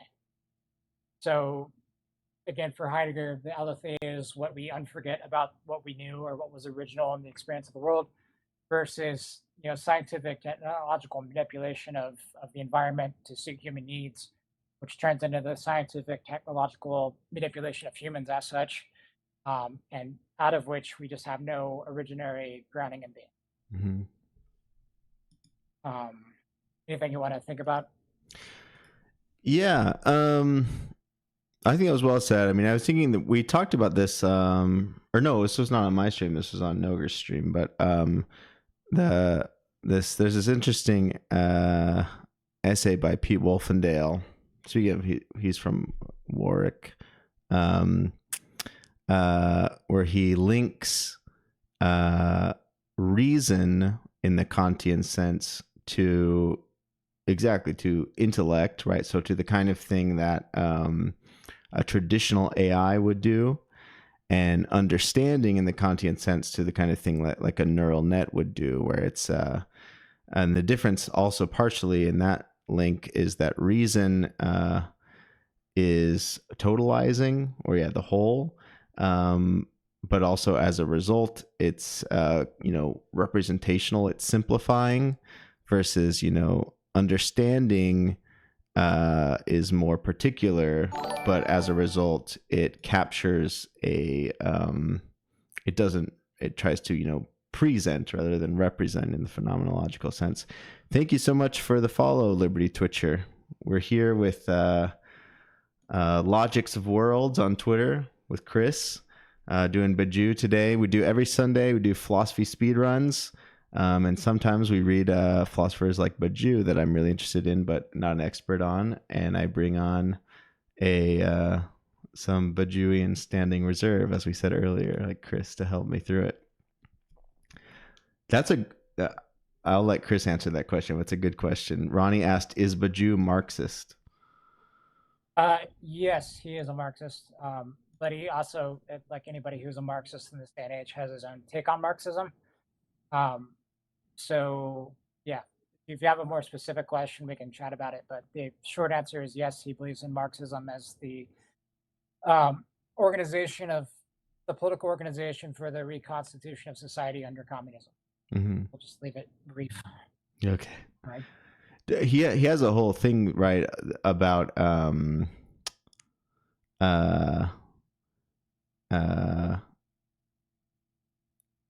his engagements with Marxism, right? Like he identifies explicitly as a communist, right? But he takes a kind of ambivalent stance to Marxism as a philosophy. Is that right? Or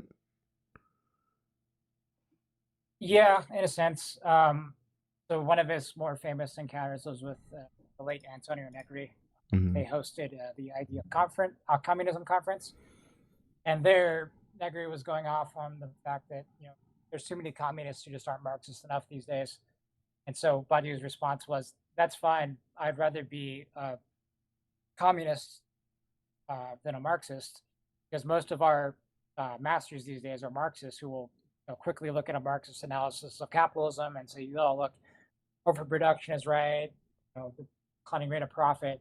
So everybody, in a sense, is already a Marxist, but they're not a communist. Mm-hmm. Because a communist is actually committed to a political engagement mm-hmm. through a militant mm-hmm. fashion. Yeah. One of the very cool things about Badiou. I'll take a more specific. Yeah. I'm happy to deal with a more specific question, but that's just like me going off on hours. Yeah. True. We got to get through this, and also, How by the way, how are you doing on time? Because you can, if it's like, we can end I'm early. off all day. Okay, cool. Well, yeah. Let me know if you're short on time, because we'll try to get through this, but we're only halfway. So, but we can go a little faster though, I think. But so yeah, here, let me quickly read this, then we'll look at the schema. If all truth is something new, what is the essential philosophical problem pertaining to truth? It is the problem of its appearance and its becoming. A truth must be submitted to thought, not as a judgment, but as a process in the real. Right? Is that the Lacanian real? No, I don't think Okay. it's what's excluded from the symbolic. I think it just means like truth. If we're going to actually engage with it, means it has to have consequences. Mm-hmm. Like I said, political consequences. Like the French Revolution can't be about overthrowing the king and then everybody goes back to their aristocracy, lives out their lives and dies. Mm-hmm. It has to be Yeah. consequences of a Right. truth. That makes sense. Yeah. And so let me get what the rest of the essay is going to explain. This schema. The schema below represents the becoming of a truth. The aim of this talk is to explain the schema. All right. So we'll get into this, but it starts right as an indecidable or as an event. That's the French for event there. I don't know, événement or something. Nomination, that's in Heidegger, that's the crucial part of the event, is the naming, which happens poetically for Heidegger, but I guess not for Badiou, right? Or would that be a poetic naming? What he says is there's no meta language. He agrees with that sentiment. I mean, there's no language to talk about language. Mm-hmm. So when you're naming something like French Revolution, again, to use that example he uses, revolution means something, French means something, but the syntagmum of French Revolution only takes on meaning once it refers to the actual events happening in France. So yes, there is a poetic element to using the languages or the resources of language to name something new, to nominate it. He usually refers to this as a supernumerary name, supernumerary, so an additional name. So that gets added, and this is part of the process that unfolds. Once that name is mobilized into the situation, it begins to reconfigure knowledge about what we know about the world. So we'll sort of talk on that. And then yeah, that makes sense. Yeah. Okay. Yeah. I'll here, Ronnie. We'll come back to your question in a second. I'm just going to finish this page so we can get to the next one, and then I'll ask you. And also, thanks for the follow, Poland 4456. I don't know if I know you from anywhere or if you're new to the stream, but hello. Welcome to the stream. Thanks for the follow. We stream every Sunday. Philosophy speedruns. We speedrun very slowly through different philosophical texts. And today I'm lucky to be joined by Chris, or Logics of Worlds on Twitter, to kind of help work our way through, or to duo Q, as he said, which I really like, duo Q our way through this Badiou essay. But and then it goes into the indiscernible, which is the subject, right? So these are the four, right? The four knots from earlier, right? The four negatives. The negative conditions for truth. Right. And then so it's the event, which is indecidable, the subject, which is indiscernible, and then there's the subject, which has to have a fidelity to the event. And is that so? That fidelity is what is going on here. Is that's how you make the, contra Heidegger, the move from finitude to infinitude? Is that that's saying here with this fini to infini? Or somehow the fidelity? Yeah. Well, it's the point at which you either, once you've decided something has happened that's new in the situation, you get the choice to follow through on the consequences, or you can simply just abandon it. Again, goes back to his question of ethics, right? What do you do? What should you do? So that's the failing of Heidegger. His finitude is that he doesn't have fidelity to the event, and that's why he stays in finitude. The more ethical concern for Nazis is not that they were unfaithful to their own event. In Badiou's language, it's that they were. This comes at the end as well. They go to the unnameable portion of things. They name the community. It's the German community, rather than making the community as such generic. Yeah. They go past generic. Yeah. That makes sense. Right. That somehow. Well, we'll get there, but that's a really interesting. Yeah. You're gonna turn me into a Badiouian. That's cool. But okay, so through the fidelity, we get to the generic, which is also the verite, the truth, right? So that's where the truth comes, right? Is on the one hand, this is the event of truth, but truth is the third step, right, in the generic. Mm-hmm. And then I don't know what the French word is here. Forsage. Do you know what that is, or I'm not sure. Goodness, I can't see. Or even just like what the translation is. I don't know. Yeah, I'm not sure off the top of my head. Yeah, it's all good. Forcing. Okay.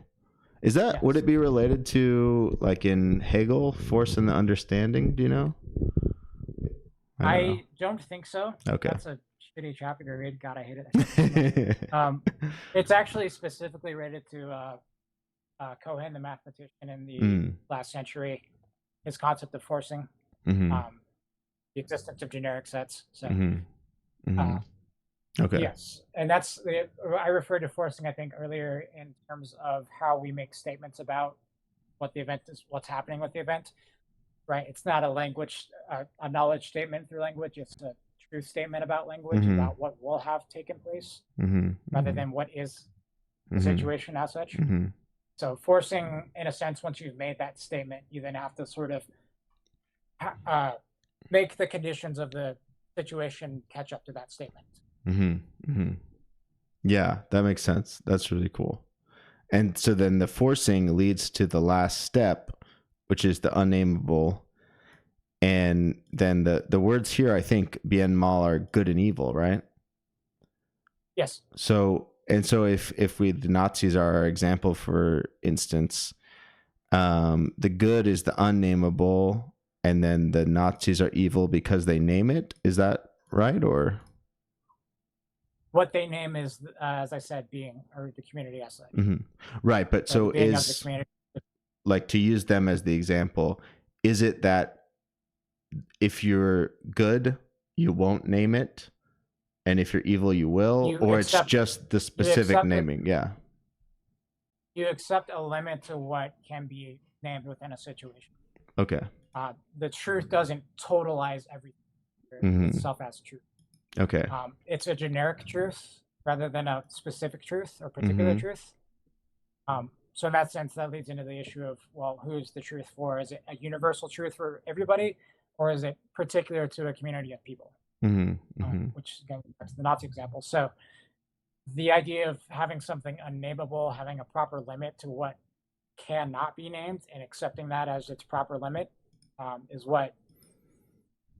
one of the primary ethical concerns for Badiou about evil. And this is also why, for Badiou, one of the issues he always takes up is the question of Nazi politics. Is it thinkable or not? Because a lot of the times people just say, oh, that's unthinkable. How could anybody do that? There's no way to intellectually grasp what was happening in Nazi Germany under a political rubric. It's just evil, and we can't think about it. For large reasons, because there are genocides going on today that are following similar paths or thinkable political patterns. So that's kind of one of the issues that Badiou takes up with Nazism, is we have to be able to think what they were doing rather than just passing it off as this unthinkable act of barbarity, which has no reference for us to pen down and think. So Badiou would support some idea of universalism. Is that right? Yes. Yeah. It's talked about specifically in his book on St. Paul. So the example he generally refers to is, what is the Christ event? Who is that for? Well, it's for neither Jews nor Gentiles, right? After such, they're only followers of Christ.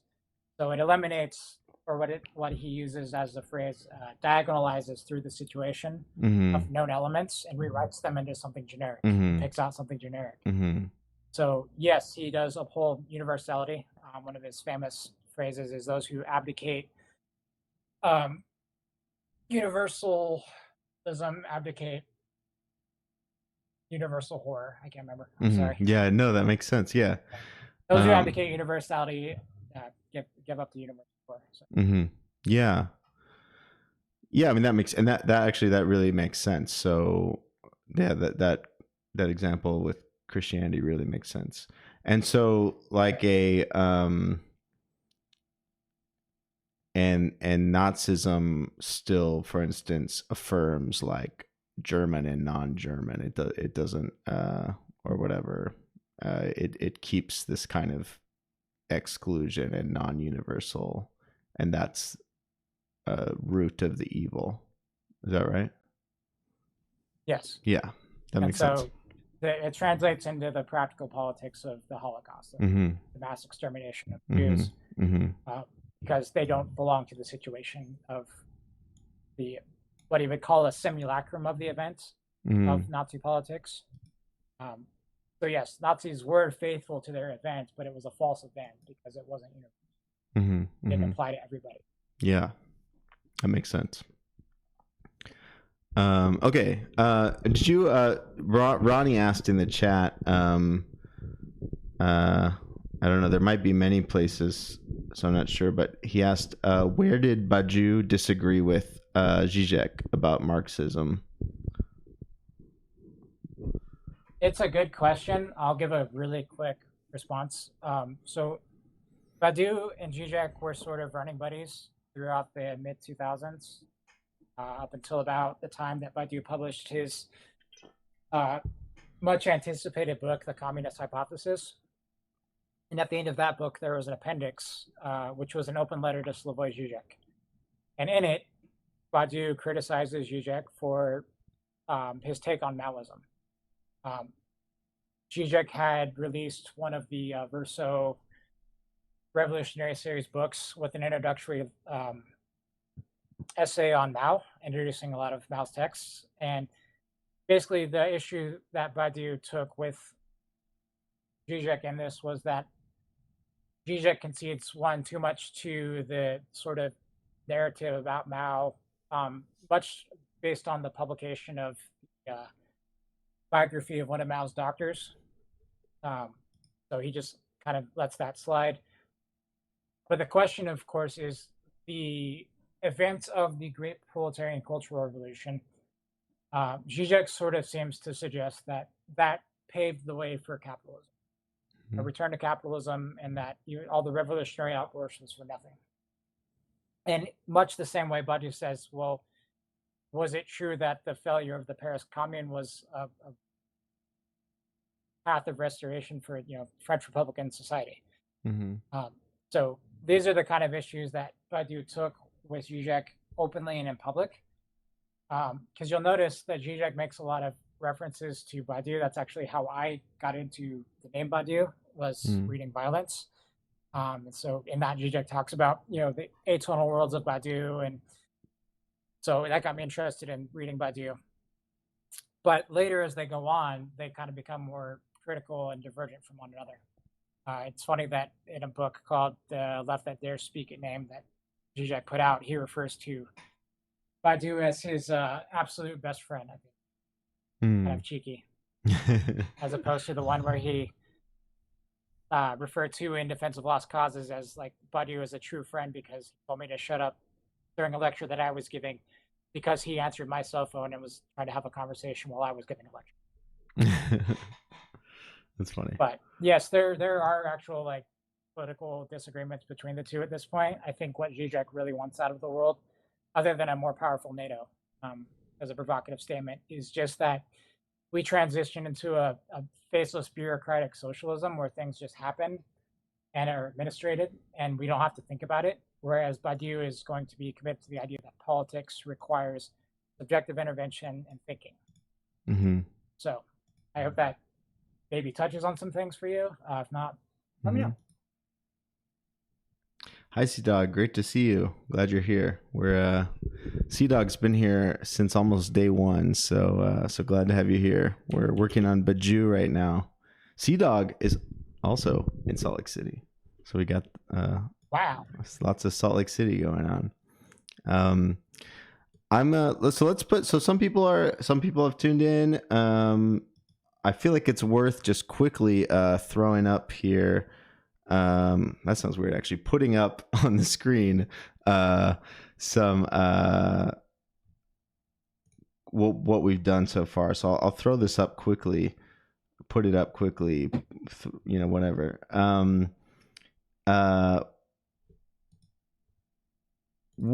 So I mentioned this earlier, but someone had asked me before, do continental philosophers ever disagree with each other, or is it all disagreement? Which it's a lot of actually vehement, angry disagreement.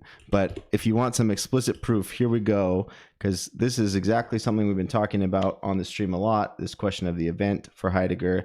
And here is Badiou critiquing it and offering an alternative, but working in the framework of the continental approach. But he's given us this idea, right, that Heidegger's mistake is to you put it well earlier, Chris, and I hope I can accurately represent what you said, but he says something like, right, Heidegger's mistake is to over-identify truth with one particular truth condition, right? In this case, poetry or art, I guess. Yes, so Badiou's term would be suture. Suture, okay.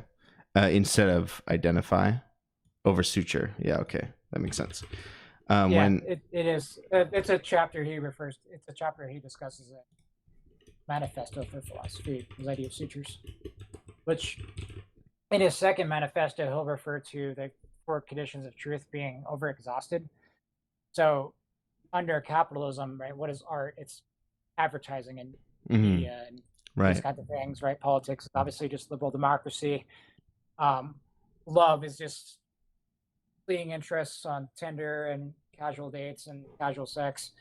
And then science is just technology, and the kind of Heideggerian sense that Heidegger means is just making of stuff. Right. We have Apple goggles to wear on our heads. Yeah. Product of science. Right. The endless, unneeded innovations on phones, or Silicon Valley reinventing the bus or the library or whatever. Right. Going to Mars. Yeah, exactly. Going to Mars. Yeah. So philosophy equals, for Badiou, thinking. How would be the right way to say it? Thinking the truth conditions.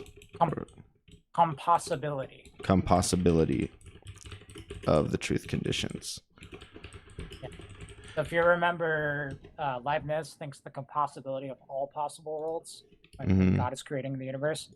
We ended up with the best of all possible worlds, but right, God has to have that sort of thinking process of a world where you and I are both women, you and I are both Heideggerians, all these different possible worlds exist. But we somehow ended up in the best of all possible worlds. Right. All compossibility. Right. So it's the thinking together of those truth conditions without the privilege of one over the other. Right. And those 4 truth conditions are art, science, politics, and love, right? Yeah. Okay. Yes. Cool. Okay. So there we go. There's a basic review. You can go back and watch the VOD or see it on YouTube, wherever, for the full thing. But that's where we're at, and where we get here is him getting into really the specifics of how all this stuff works for him. So. And again, the part that he agrees with Heidegger on is this idea that the kind of correspondence theory of truth is a throwing 5 football for good measure. Wait, is there any truth condition in sports, or? I've actually had that as a thought, right? So in Logics of the World, he suggests, why is it 4? He goes to the idea that we should be receptive to any other truth conditions, should they exist. Right? Does psychoanalysis produce truths? Does the economy produce truths? If you read Heidegger's Essence of Truth, he talks about different truths happening in science and the different things, which is made me think of, well, that's just the everyday truths that we all obviously observe, not the originary essence of truth, which I thought was interesting because it kind of refers to different things that Badiou is already onto. So yeah, maybe why not football? What's the truth of football? Yeah. What does it produce for? Right. But and then the question of how we would decide that is that he agrees with Heidegger that this correspondence theory is like it has a relationship to truth, but it's a less originary form of truth because it's just measuring what's already there versus truth, which you have to presuppose for this other type of truth is this initial revelation of something new, this bringing forth something that wasn't there before, right? So how that works, truth as opposed to what? Knowledge. Yeah. Yeah. The word Heidegger likes to use is correctness, which works in German because in German there's these two different words for truth. There's Wahrheit, truth, and richtig, correctness. But yeah. And yeah, for Badiou, truth versus knowledge. So okay, so we'll get into now how it works. So he says, for the process of a truth to begin, right? So, and again, also he agrees with Heidegger that truth is an event or a process that happens. Something must happen. What there already is, the situation is not of knowledge as such, only gives us repetition, right? So it's this correspondence theory or this knowledge or this correctness is just a repeating what was before, right? I guess that could also be a critique of Nietzsche in a way, the eternal recurrence. For a truth to affirm its newness, there must be a supplement.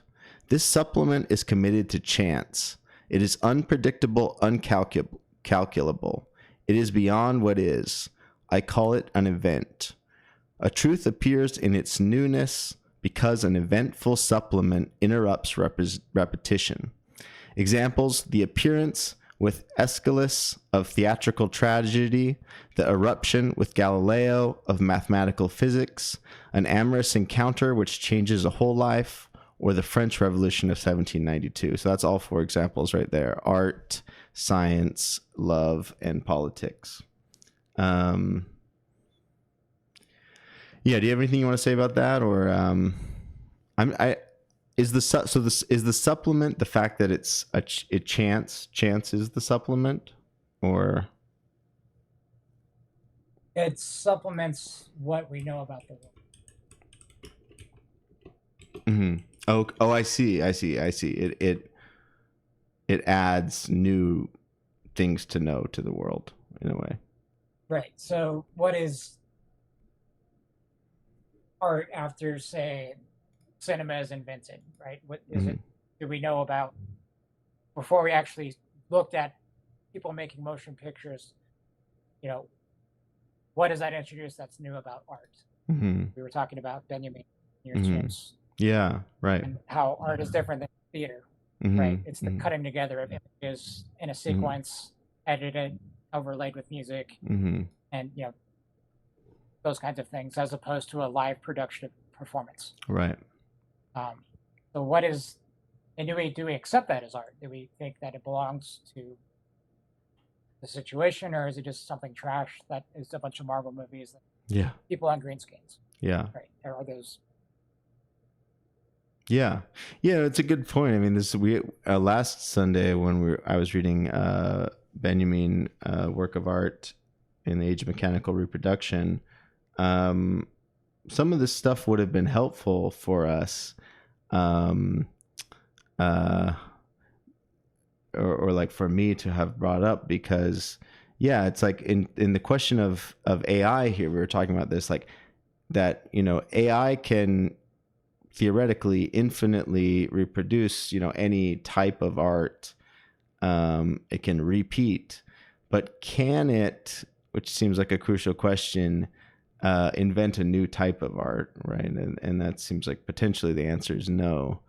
Ivan says Marvel's pretty good. You'll have to find someone else. So. Yeah. I was maybe Ivan, maybe you can convince me. I've been trying to convince you of Heidegger and continental philosophy, so I think it would be an equally difficult task for you to convince me of Marvel. So we'll be equal on that. But let me shout out Ivan, by the way, because it has to be. I'm on a timer. Sorry, but anyway, everyone follow Ivan. I'll shout him out when I can do it again in 1 minute. But he's going to be streaming, I think, in 2 hours. But he's a great science streamer. So, yeah. You're always angry. That's your secret for being into Marvel. Yeah, that's the Hulk approach, right? I got that reference. Yeah. Yeah. Do you wanna pick up on the reading, Chris? Sure. So we're what? We're on the paragraph. Yeah, the one after the examples. So an event is linked to the notion of the undecidable. Take the utterance, this event belongs to the situation. If you can, using the rules of established knowledge, decide that this utterance is true or false, the event would not be an event. It would be calculable within the situation. Nothing permits us to say, here begins a truth. So the nothing permits us is always important because it's unauthorized from the standpoint of knowledge. A wager will have to be made. This is why a truth begins with an axiom of truth. Thinking in terms of axioms, right? You assume something is true, but you never prove it. Mm. You follow the consequences of what you assume to be true until you either hit a contradiction or it's just not true. And so it begins with a decision. The decision to say that the event has taken place.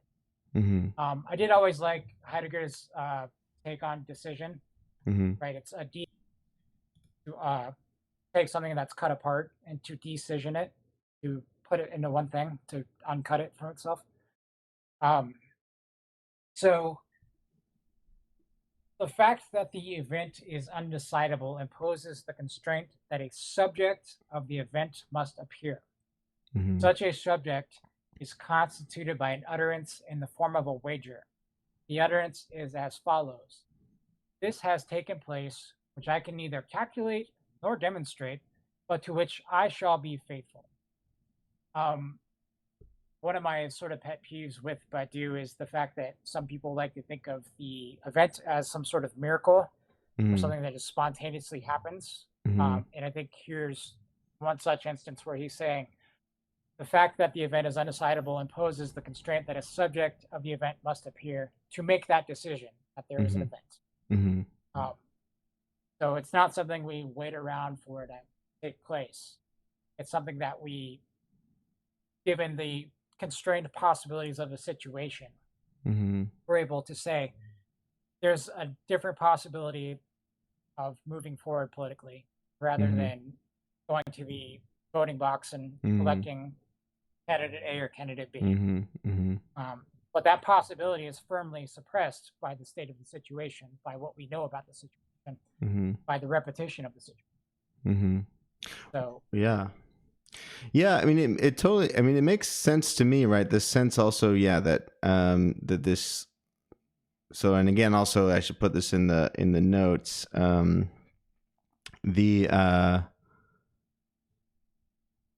The truth conditions are all, as we said earlier, or well, it's not the truth conditions, but truth as such is negative, right? Or is negating.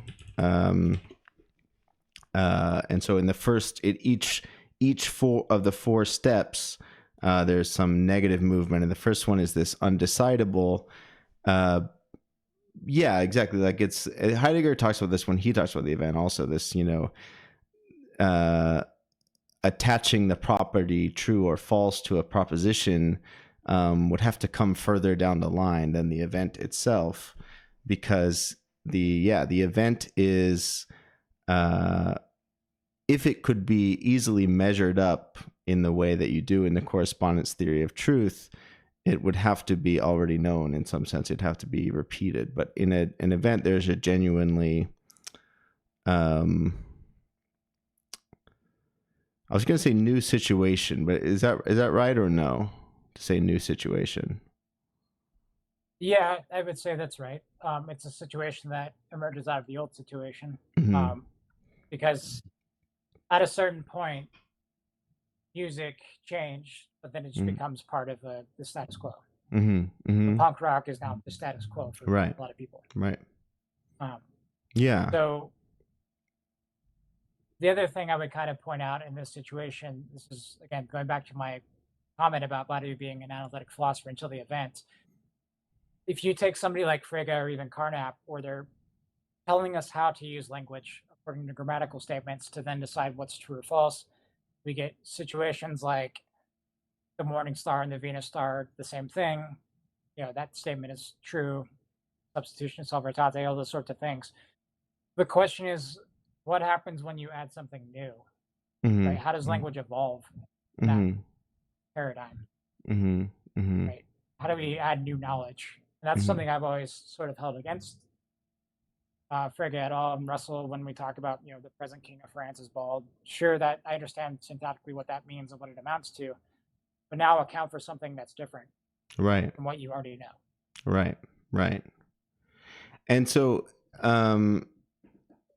just by the way, I can do the shout out now. So yes, everyone should follow Ivan. You say, so it's an article of faith that the singularity has arrived. I think, yeah, I mentioned this earlier, but everyone follow Ivan. He's a science streamer. You know, you should follow him. He'll stream in 2 hours, I think. That the event, right, is, I guess I don't see it as faith. I don't know what I would ask also Chris what he thinks, but if you, yeah, I mean, I think art's a good example. Like, I think it's like, you know, there's a debate which I think is oversimplifying both of them, but some people will say, like, you know, Hegel has a great man theory of history, which I think is an oversimplification, but you know, that there's like these important moments, like especially Napoleon, that he's obsessed with as these people who, you know, changed history or whatever. And then, you know, Marx is the opposite. Like, yeah, people do things, but they are responding to, they're working out a historical process that was already working itself out at the material conditions level, irrespective of them. To me, it sounds like how I read this is this might be a threading the needle between those two things, right? Like the situation presents itself such that, you know, I actually did a whole thing about this relative to Screamo, since we were talking about Screamo earlier, and Chris is wearing Circle Takes a Square, amazing band. I want to shout out Circle Takes a Square. About, you know, all the things that had to happen for that to exist, right? Like, you think about it, like,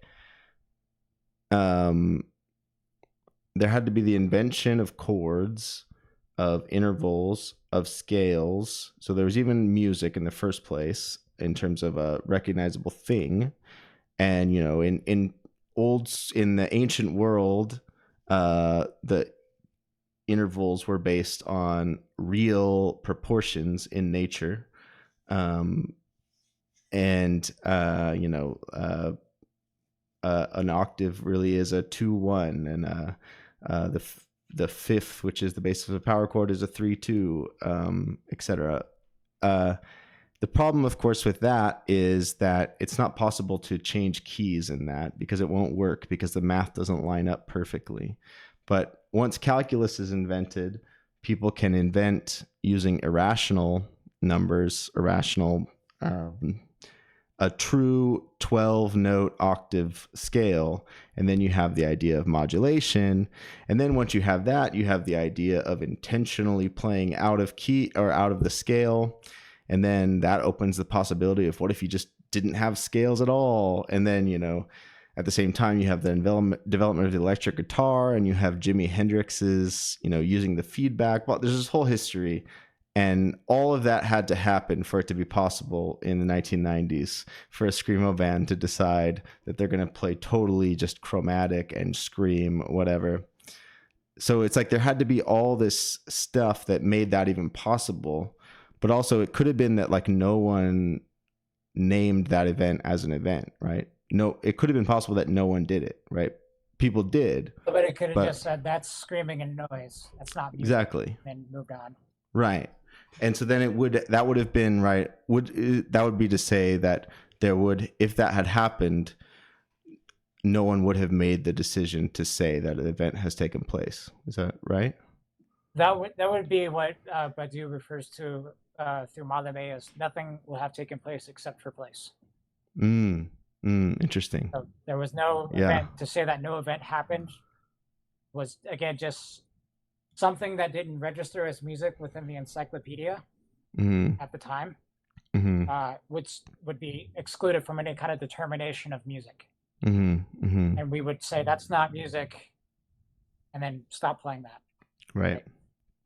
To the science issue of things too, I kind of want to respond to the faith kind of articles, singularity. What was science before Galileo? Right, before Galileo said no, the sun is not, or the sun is the center of the universe. We don't live in a geocentric universe, right? What changes about science after that event, and what were the consequences that Galileo had to endure to remain faithful to that in the face of the church? So, yeah, you could say that it's just articles of faith on Galileo's part, but also he's giving demonstrations, and he's holding on to that theory that science can demonstrate its truths. Right. That makes sense too in the case of Galileo, because as I remember, not that I'm an expert in the history of physics, there were certain things that Galileo predicted that theoretically, this is, I guess, what people bring up as a problem with the falsifiability thing, seemed to be falsified by experience, right? About like, how certain movements you would expect. It turns out that Galileo's predictions were correct, but the microscopes that exist, or the telescopes rather, that existed at the time were not strong enough to identify those small changes. So in a certain way, he had to, stay faithful to this event. That's interesting. That makes sense to me. Yeah. Okay. So I think that, to me, that makes sense, to the undecidable as a new emergence that needs to take a wager, take a risk. And then he says, the fact that the event is undecidable imposes the constraint that a subject of the event must appear. Such a subject is constituted by an utterance in the form of a wager. This utterance is as follows: this has taken place, which I can neither calculate nor demonstrate, but to which I shall be faithful.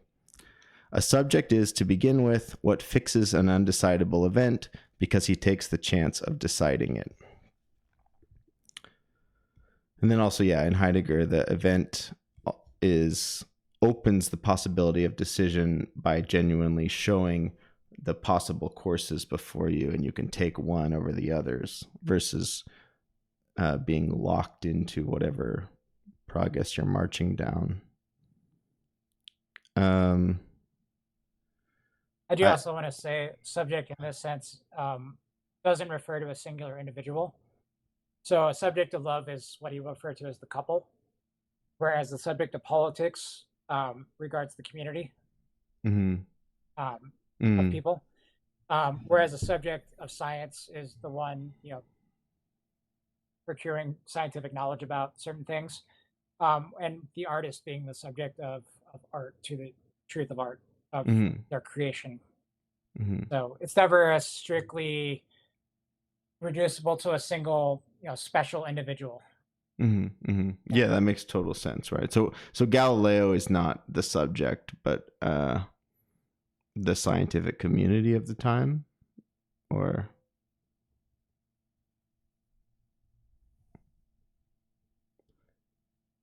Ivan says, technically I would argue that Galileo's theory was better in a Bayesian sense than geocentrism, even if its predictions were less precise, accurate.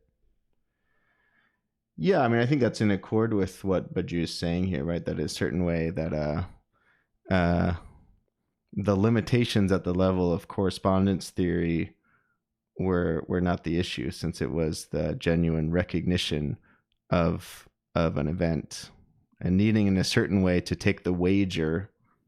This is bringing in a probability sense, so there's a little bit like Bayesianism,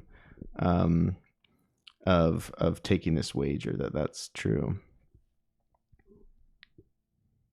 Well, I don't know if I'm saying, I don't think I would say he's a Bayesian, or maybe, I don't know. Does Badiou ever talk about Bayesianism? Do you know, Chris? Not off the top of my head, no. He's a set theorist. That's his engagement with math. Okay. Do you want to read the next paragraph, Chris? Sure. We are at this engages. Yeah. Mm-hmm. Okay. So this engages the infinite procedure of the verification of the true. It's the examination within the situation of the consequences of the axiom which decided the event. It's the exercise of fidelity. Nothing regulates its course, since the axiom which supports it has arbitrated outside any rule of established knowledge. It is then a hazardous course, or a course without a concept.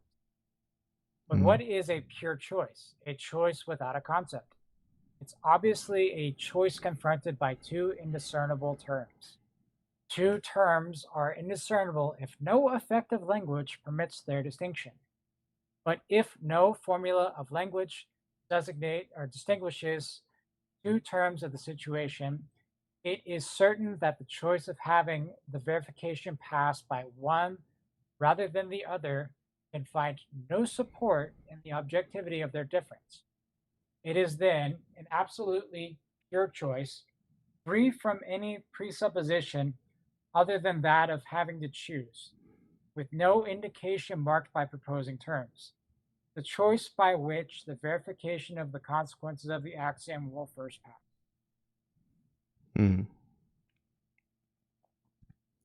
So this is the second movement. After the first not is the undecidable, the second is the indiscernible. And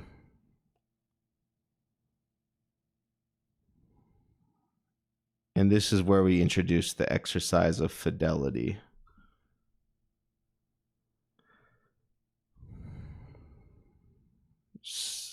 So do you have a sense of how the fidelity is working here exactly? Yes. So fidelity sort of reevaluates the situation as we know it through the knowledge we have of it. It makes a diagonal through knowledge as such. What this means is you literally have to go multiple by multiple through the situation, although not as tedious as that would make it seem, and reevaluate, does this belong to the situation, yes or no? Mm-hmm. Now, that bears out consequences politically, in love, in science, and in art. So going back to the science example, does a geocentric universe belong to Galileo's event? And so we have to then evaluate that choice. Do we continue with geocentric universe, or do we go on with the heliocentric universe? And right now, knowledge as such can't discern those two terms from one another, but a subject can. And sorry, go ahead. No, you go ahead. Yeah. Yeah. So again, politically speaking, does a monarchy belong to the French Revolution? If you're in an amorous situation with your partner, who does the dishes? Right. Several things like that, but also entirely complex things like political revolution. So there's a sense in which, and this is what makes it an absolutely pure choice then, right, which is, I guess, also is, in relation to the fidelity, is like seeing what, I guess it does feel like a way of slightly rethinking, but describing that Heideggerian thing of the event as opening the paths out of which to make a decision. Is like your fidelity to the closeness of the event shows you, in this case, the indiscernible terms, right? Rather than the like destiny paths, but like that, right? So, and then it's like, I was thinking it sounds like in the science example, it sounds yeah, like in when Thomas Kuhn talks about like, you know, the difference between normal science, which is problem solving within a particular mode, which maybe is closer to knowledge and repeatability, versus, you know, the pure choice of choosing between, you know, Newtonian mechanics and Einsteinian mechanics or whatever. It's like at some level that initial movement is a wager or something. And then so one thing that's interesting really quickly about Badiou is his initial choice in being in events is between the one and the multiple. Mm-hmm. Nothing guarantees one over the other. But what Badiou says is, I'm picking the multiple, and here's the consequences, which is being an event written out. But the sort of paradoxical cut against that, though, is he has to choose the multiple without the one, and he can't ever go back to the one at that point. Mm-hmm. Because that would just nullify his entire theory of the multiple. That he's stuck in Parmenides, Spinoza. Mm-hmm. Mm-hmm. Mm-hmm. That's interesting. So it's is it that's the first choice just for him, or that's the first choice for everyone? Like, he thinks the history of philosophy is kind of either openly supported the one, or has had the one sort of smuggle itself in to render things consistent. So think of what Heidegger would call ontotheology.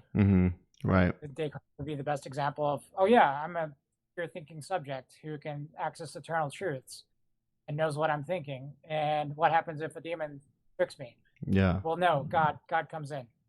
God saves the day. Right. So yeah, it's an interesting like how this lines up or doesn't with Heidegger, because that's the kind of criticism Heidegger makes of ontotheology, where we get too confused about the question of being, so we just sub in one being for it, you know, usually God, or you know, some exemplary being is the stand-in for being as such, you know, as opposed to a conceiving of being as multiple.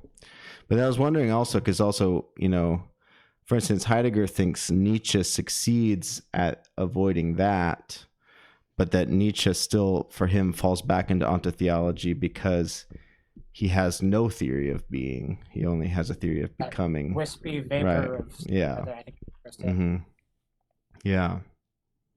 That's interesting. Should we? How are you doing on time? Right, we're going long. At some point, your brain stops working. That's at least for me. You know, we're about halfway, a little more than halfway through. So it's up to you. What do you want to do? I'm okay to continue. Okay. I was gonna say also, if you're getting tired, we could read some paragraphs and not all of it. But yeah, sure. Let's keep going. Let's see how it goes. Okay, so. Then we get to, after the indiscernible, we get to the third knot in this diagram on here, right? We've gone from the indecidable, the indiscernible, and then we're going through the fidelity, that's that passage through there, into the generic, the true. This means that the subject of a truth demands the indiscernible. The indiscernible organizes the pure point of the subject in the process of verification. A subject is what disappears between two indiscernibles. A subject is the throw of the dice which does not abolish chance, but accomplishes it as a verification of the axiom which founds it. What was decided concerning the undecidable event must pass by this term, indiscernible from its other. Such is the local act of a truth. It consists in a pure choice between two indiscernibles. It is then absolutely finite. So that mostly makes sense to me. But the one thing I don't know if I know what the axiom is exactly here. That would be the axiom to decide the event. Oh, I see. Oh, okay.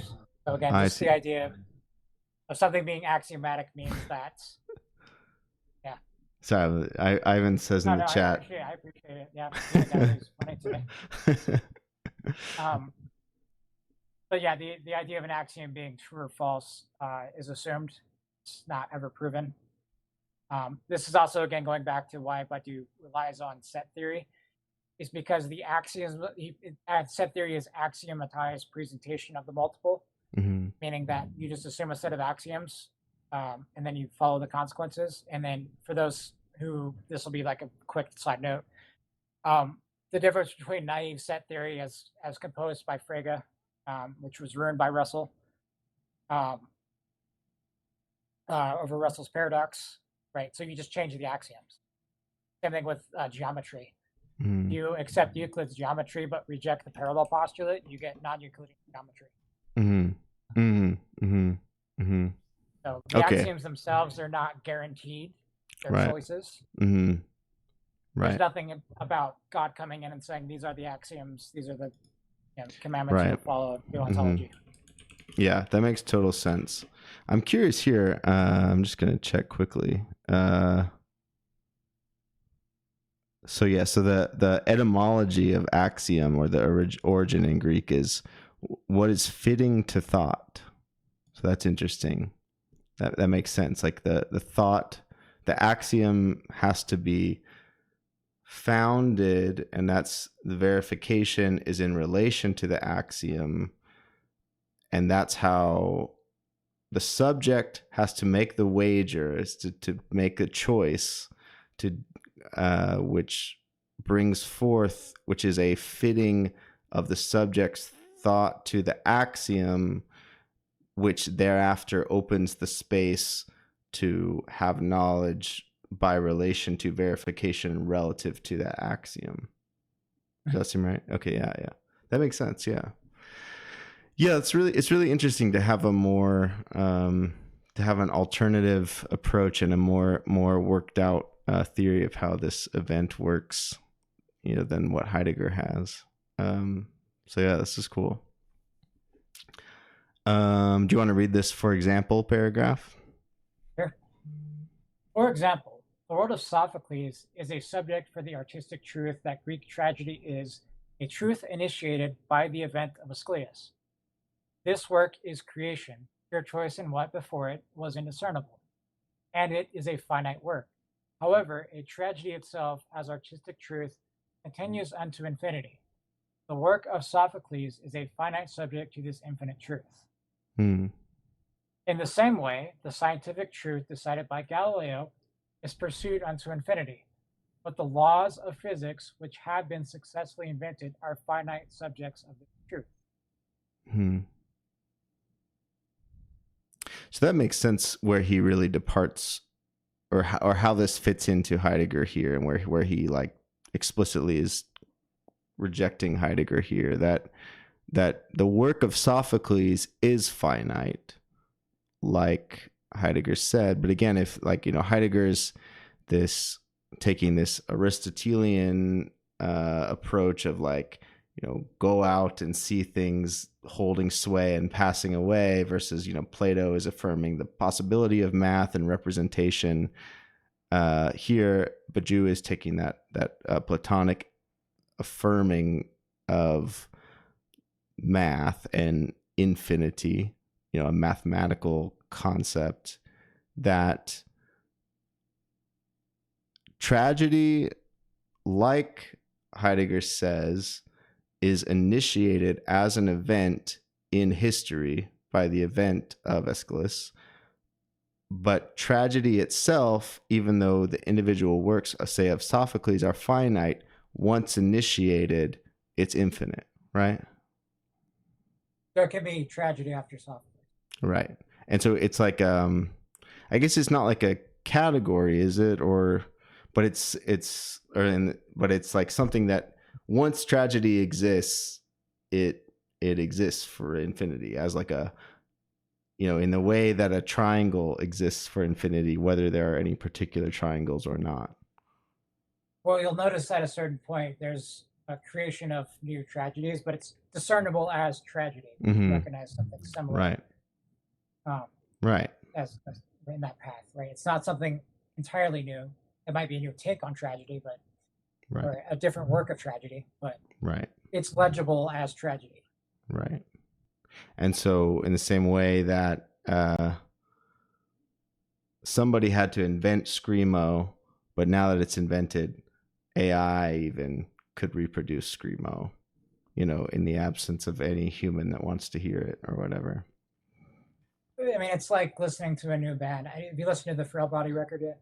Mm-mm. Is it good? It's pretty good, but my immediate thought was this sounds like Loma Prieta. So, yeah. It's that kind of same sense of like, Yeah. this registers as screamo music, but it also just sounds like that band. Yeah, exactly. Yeah. It's like Souls like games, Mm-hmm. Mm-hmm. I get the mechanics.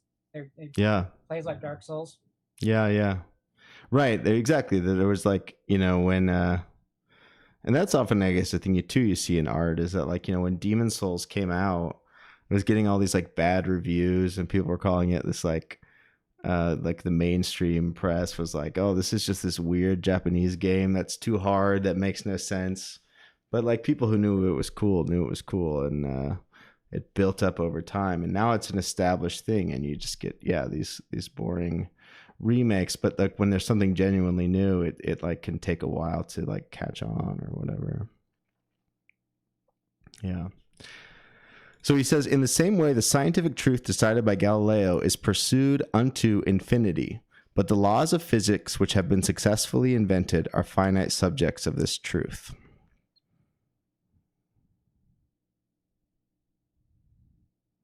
Okay. I guess that's a response to like when in Being in Time, when Heidegger says, that in a certain way the laws of physics were not true before they were discovered, but not in the sense that they were false either, just that those kind of assessments, true or false, are only possible after it's already been revealed or brought into being. We continue with the process of truth, of a truth. It begins with an undecidable event. It finds its act in a finite subject confronted by the indiscernible. The course of verification continues. It invests the situation with successive choices. Little by little, the contour of a subset of the situation is outlined, in which the eventful axiom verifies its effects. It is clear that this subset is infinite, that it remains interminable. Yet it can be stated that if we suppose it to be ended, it will ineluctably be a subset that no predicate unifies, an untotalizable subset, a subset that can neither be constructed nor named in language. Such subsets are called generic subsets. We shall say that a truth, if it is supposed to be terminated, is generic. So this is what you were saying earlier, right? With the failure or the non-truth of the Nazis, for example, right? That it's not generic or it's not generalizable. Right. It's particular to Blutenborder, Mm-hmm. the German people. Mm-hmm. And so the political truth of the Nazi event didn't apply. Mm-hmm. So it applied to a particular set, not a generic set. Mm-hmm. And so, for example, for Badiou, though, the French Revolution was a genuine truth, right? He does. He considers it to be a generic truth. Think about all the classes involved: the sans-culottes, the aristocracy, the monarchy. All becomes the citizen. Mm-hmm. Mm-hmm. What defines the citizen? Right. That's interesting. So it's like, rather than as, in Aristotle's way of drawing finer and finer divisions between things through, analysis, this is in a certain way about eliminating those divisions in a way. I mean, generating new ones, right? But it's like all these different classes before are now unified in a genera or something. Is that right? So going back to the question I just asked, what is a citizen, right? It's something generic that doesn't have any particular predicate that distinguishes it from in parts of knowledge. Mm-hmm.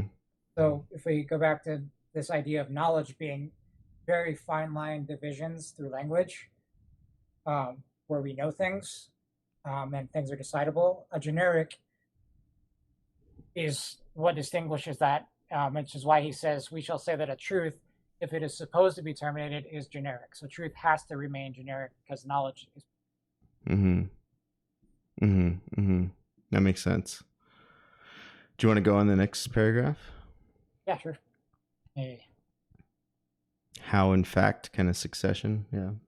Yeah, I'm with you. So how, in fact, can a succession of pure choices engender a subset which can be unified under a predication?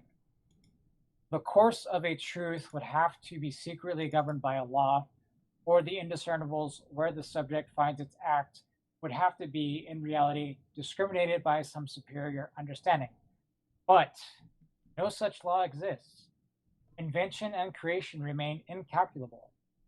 So the path of a truth cannot coincide in infinity with any concept at all. And consequently, the verified terms compose, or rather will have composed, if we suppose their infinite totalization, a generic subset of the universe. Indiscernible in its act or as subject, a truth is generic in its result or in its being. It is withdrawn from any unification by any unique predicate. Yeah.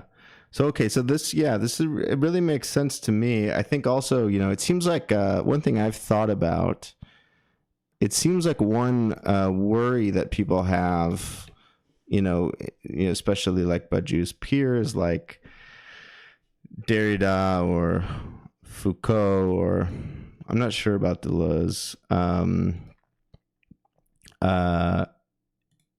post Nazism, post fascism, not the infinite categories, I guess, but the particular formations during the Second War, is a fear, I guess, about like affirmation maybe, or something like that, like this, fascist assertion of, the authentic origins or something. So they want to take this, we're not making positive statements, we're taking, merely negative critique or something like that, or turning things against themselves or whatever. And Badiou is kind of doing that too, because he's got these 4 negations. But this number 1, I'll put these up here.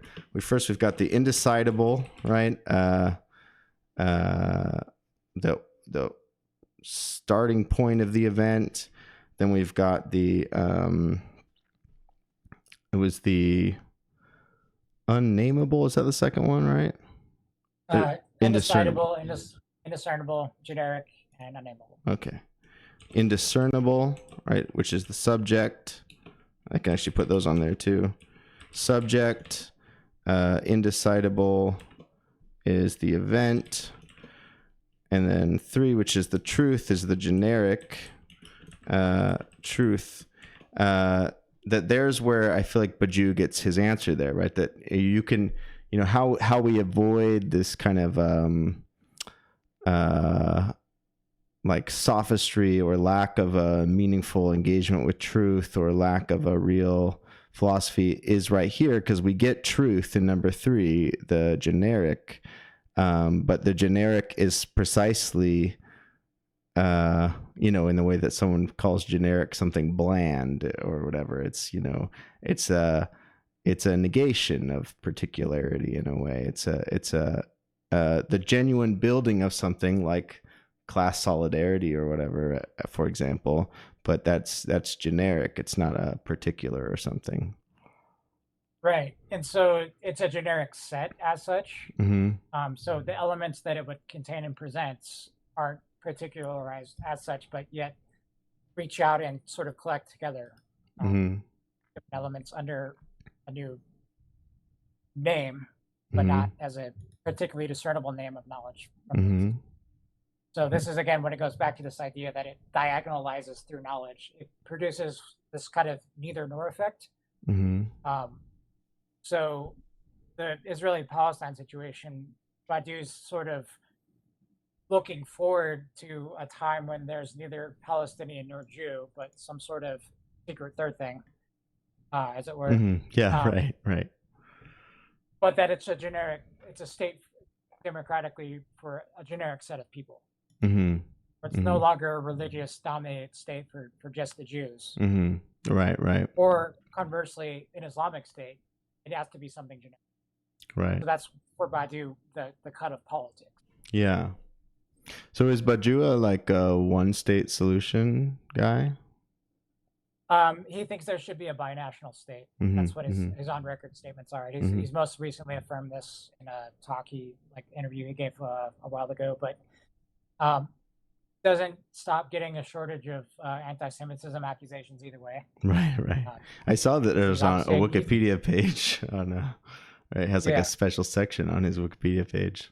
Well, it's absurd. You can thank Bernard Henri Levy and all the other philosophers for that. Right. Because anybody who doesn't just go to the hilt and sword for Israel is obviously an anti-Semite. Yeah, right. No, I mean, but again, it kind of cuts both ways in that situation, because it's like, yes, that would be the positive outcome, politically speaking, but then you have to also deal with the political reality of, well, it's also an oppressed people resisting an occupation. So what do? Yeah. Do you just project that ideal onto the situation and hope for the best, or do you let the people on the ground work it out? Right. Does he take a stance on that, or is that something that's kind of open in his thought? Well, like I sort of suggested, he has the ideal political situation he would like to see come to pass, but at the same time, he's not going to, side one way or the other. This goes back to, a similar situation would be Ukraine and Russia. For example. On the one hand, Ukraine just wants to join NATO and be part of Europe. On the other hand, Russia has their own ambitions towards moving forward as a, bourgeois, imperialist, reactionary religious state. And it's a neither nor situation for politics at that point. There's no political truth as such. It's just a pure situation. Right. Nothing has emerged that's new. Right. Yeah. Yeah, it makes a lot of sense when with those examples. He gives some here in the text also science examples. For example, there does not exist after Galileo a closed and unified subset of knowledge that we could call physics.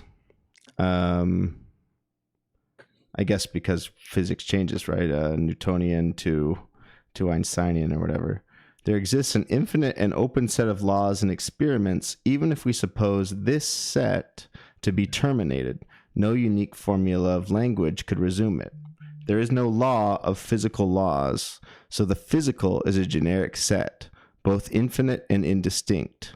That is what the being of physical truth is. Oh, so being is the set? The being of.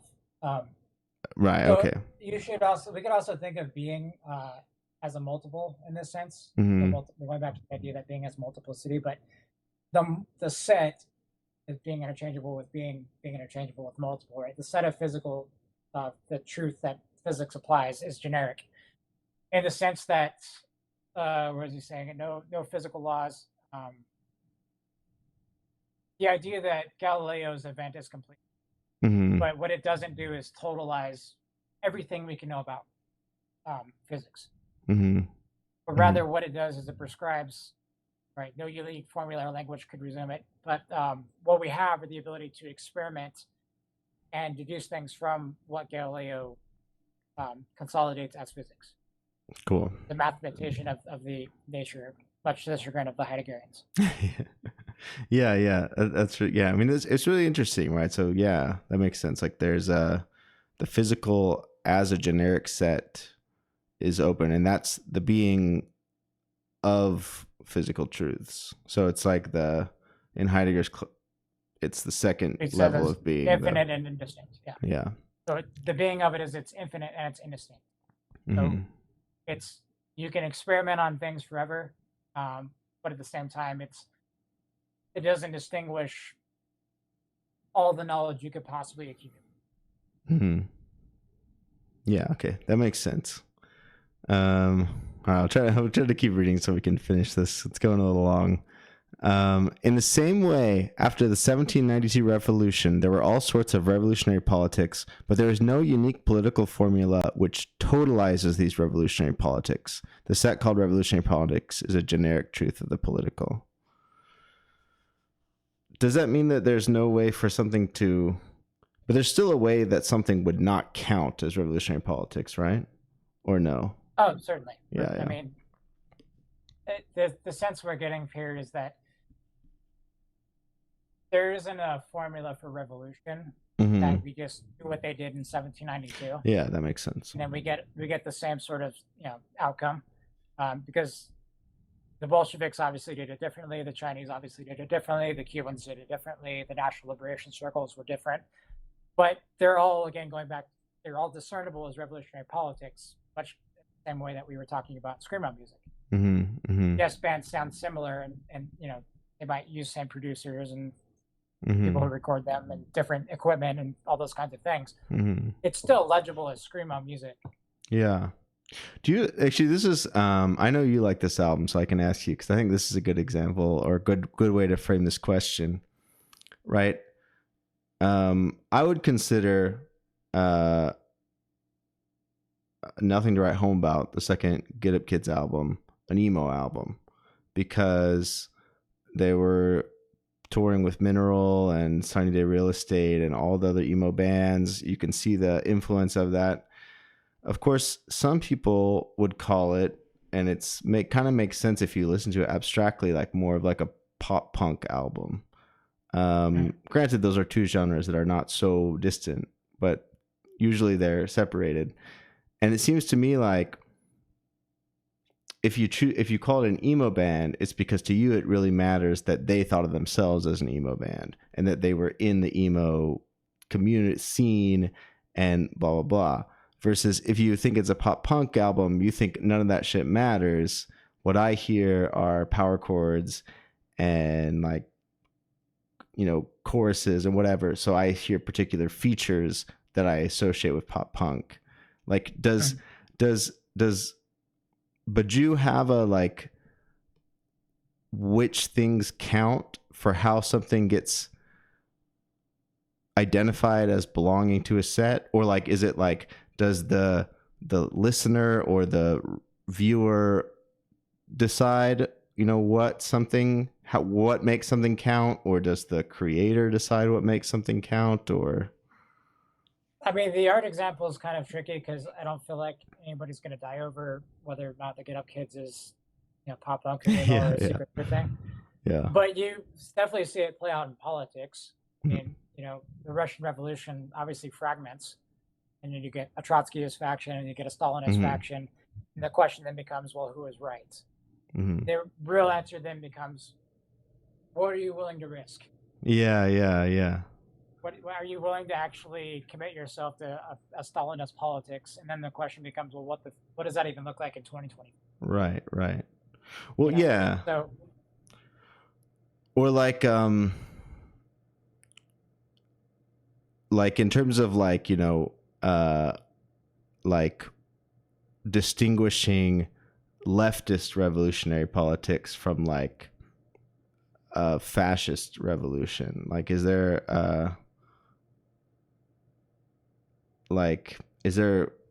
doing that,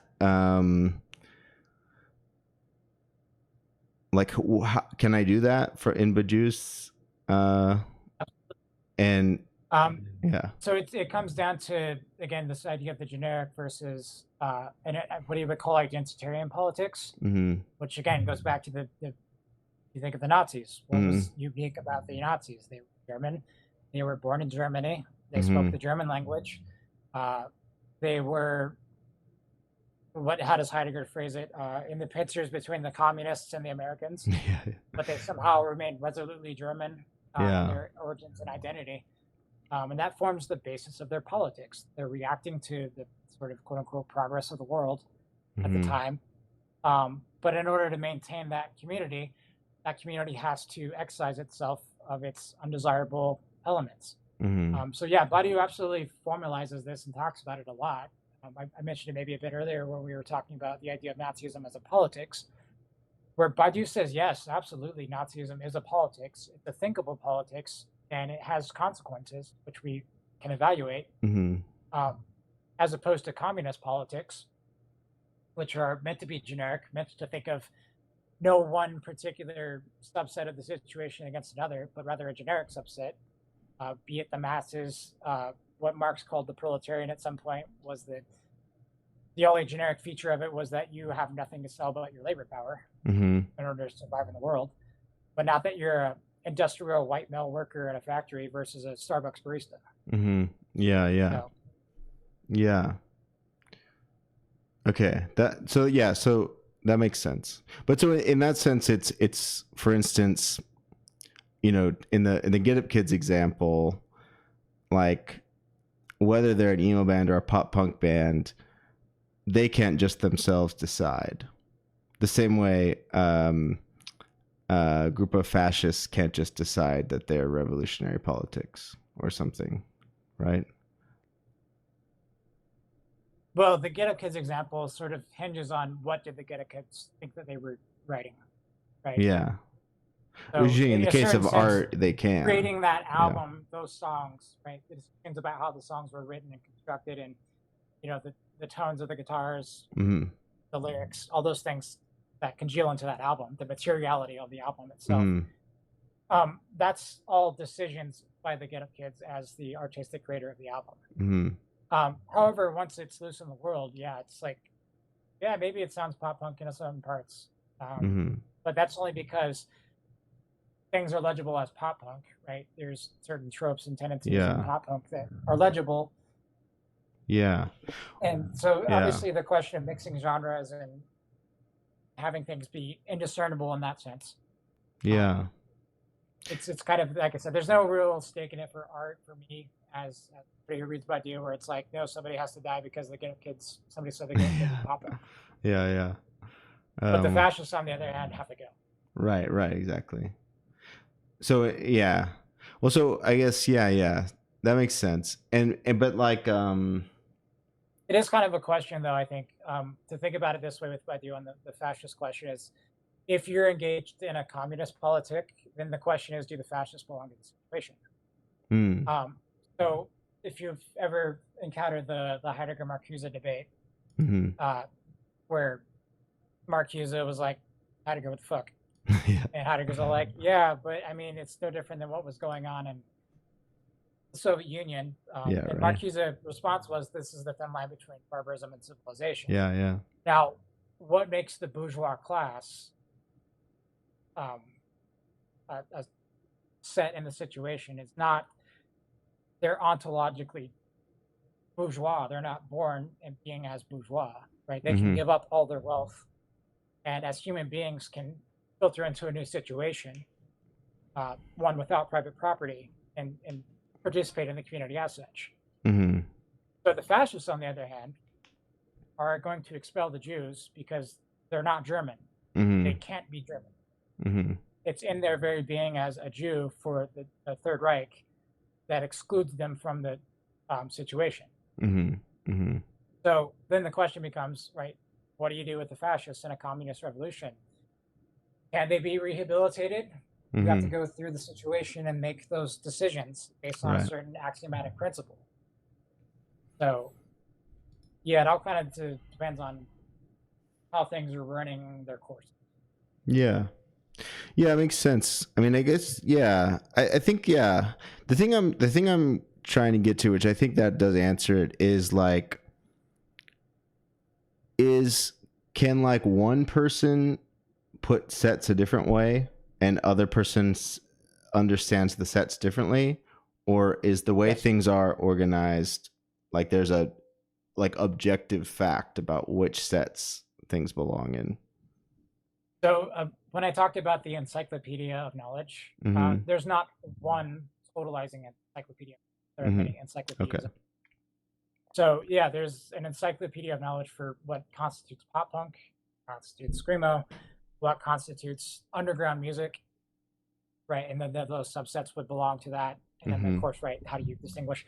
So there's as many encyclopedias as there are just different languages.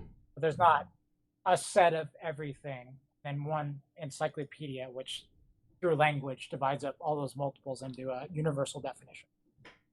Cool. Okay, that totally makes sense. So thanks for that. That really clears up a lot for me. Also, hello, the Cuno. Good to see you. Hope you're doing well. We're doing we're sort of finishing up a Badiou speed run. How are you doing, Chris? Let's do it. Okay. All right. I'm committed. It's It's becoming only like another. The sentences get shorter and it's almost done. Okay, cool. Where did we leave off? Yeah. French Revolution. All right, so I'll pick up. What happens is that we can always anticipate the idea of a completed generic truth. Mm-hmm. So anticipation in the form of what Badiou refers to as future anterior, meaning what will have been, not what is. Mm-hmm. So the tensing of the statements are different. Right. So the generic being of a truth is never presented. A truth is uncompletable, but we can know formally that a truth will always have taken place as a generic infinity. Thus, the possible fictioning of the effects of its having taken place. Excuse me. The subjects can hypothesize a universe wherein this truth of what the subject is a local point will have completed in its generic totalization. I call this anticipating hypothesis for the generic being of a truth a forcing. Forcing is the powerful fiction of a completed truth. Starting with such a fiction, I can force new pieces of knowledge without even verifying this knowledge. Thus, Galileo could hypothesize that all nature can be written in mathematical language, which is the hypothesis of a complete physics. From this anticipation, he forces his Aristotelian adversary to abandon his position. In the same way, someone in love can say, "I will always love you," which is the anticipating hypothesis of a truth of integral love. From this hypothesis, he forces the other to come to know him and to treat him differently. The construction of a truth is made by a choice within the indiscernible, is made locally within the finite, but the potency of a truth depends on the hypothetical forcing. It consists in saying, if we suppose the generic infinity of a truth to be true, or to be completed, then such a piece of knowledge must imperatively be transformed. The problem is knowing whether such a potency of anticipation is total. Whether we can force all the pieces of knowledge concerned, it's the romantic problem of absolute love, the scientific problem of science as integral truth, and the political problem of totalitarianism. Yeah. Okay. Cool. That was so we got to that forcing, which we talked about earlier. Also, yeah, I appreciate the will have taken place, because it's a little bit like that idea from being in time, as I see it, of like projecting into the future, and in that sense of it not just being a mere present, but a genuine event in the sense of it will have been. So it's kind of hits past, present, and future at the same time. It's like it will have been, it will come into history. And this forcing you mentioned is from the right.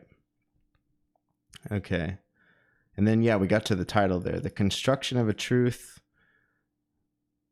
So here, it's being constructed within the finite, but the potency is what makes it infinite, right? Once it's constructed, it has an infinite, potency is potentiality also, right? I think it could be translated that way. And then the mistakes you get are absolute love or scientism or totalitarianism. Yeah, okay.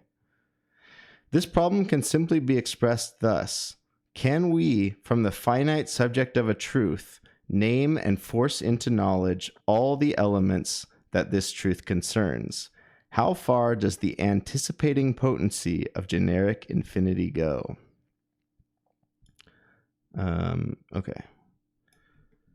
My answer is that there is always, in any situation, a real point that resists this potency. So that's I'll quickly throw this on the notes. That's our last part we needed to get to. Number 4, the unnameable, the last knot in the movement of truth, which is here the good evil, the bien mal. And that's also, I guess, how we bring in, right, that for Badiou, this truth is crucially connected to ethics. I guess that's also an answer to what we were talking about, right, in terms of how you belong to the category or not, at least in the case of politics. I call this point the unnameable of the situation. It is what, within the situation, never has a name in the eyes of truth, a term which consequently remains unforceable. This term fixes the limit of the potency of a truth. Hi, Navansal. We're reading Alain Badiou, a French philosopher. The unnameable is that which is excluded. Oh, sorry, I've got the notes up. The unnameable is that which is excluded from having a proper name, and that which is the only thing to be so excluded. The unnameable is then the proper of the proper, so singular that it does not even tolerate having a proper name, so singular in its singularity that it is the only one not to have a proper name. The unnameable is the point where the situation in its most intimate being, hi Yuanmi, good to see you, submitted to thought, in the pure presence that no knowledge can circumscribe. The unnameable is something like the inexpressible real of everything a truth allows to be said. Let's take an example. The mathematical is pure deduction. We always suppose it contains no contradiction. But Gödel showed that it is impossible to demonstrate within a mathematical theory that this theory is non-contradictory. A mathematical truth cannot then force the non-contradiction of mathematics. We will say that non-contradiction is the unnameable of the mathematical, and it is clear that this unnameable is the real of the mathematical, for if a mathematical theory is contradictory, it is destroyed. Consequently, a reasonable ethic of mathematics is not to wish to force this point, to accept that a mathematical truth is never complete. But this reasonable ethic is difficult to hold. As scientism or totalitarianism show, there is always a desire for the omnipotence of the truth. Therein lies the root of evil. Evil is the will to name at any price. So, so the unnameable is this fourth section, or fourth movement of the event of truth. That example, I think, clarifies things a little bit for me, but I still would ask you, is the unnameable, so is it like there's four basically? Like mathematics has one, and politics has one, and art has one. Is that it, or? Sure. So I'm going to defer to the political understanding and totalitarianism. What is totalitarianism in the sense that Badiou is talking about is the idea that you can accumulate a political knowledge about everything in the situation, and that once you've accumulated that as knowledge, then what changes out of the situation from that point, right? Something new emerges that would contradict totalitarianism. It's treated and suppressed. Right? So you're effectively shutting down any possibility of a new truth by naming everything in the situation and consolidating everything under a new knowledge, a new encyclopedia. You need to leave the room for excess. It's a limit. Yeah. As such, we talked about excess, that Badiou believes that there's always an excess to the situation. That's so, yeah. So he kind of like, he's taking a more like a rosier view towards mathematics and universalism and totality. A lot of those words that become, just dirty words basically in 20th century continental philosophy as a reaction to 19th century real embrace of that stuff. But he still does have some of that 20th century, emphasis on the some non-recuperable excess in any situation or something. Is that right? I would say that's reasonable to understand it that way. So, for example, Badiou can account for the failures of Stalin politically without just tallying up a body count. And then just saying, well, who had the bigger body count in the 20th century? Well, they're obviously the worst of the worst. And so that sort of like deductive thinking on politics really just doesn't help think about where the truth of the Bolshevik Revolution went astray. Once you start excluding certain elements from the situation as particulars, like the kulaks, the question that Mao deals with is how do you resolve that as a contradiction, rather than just eliminating the class of people.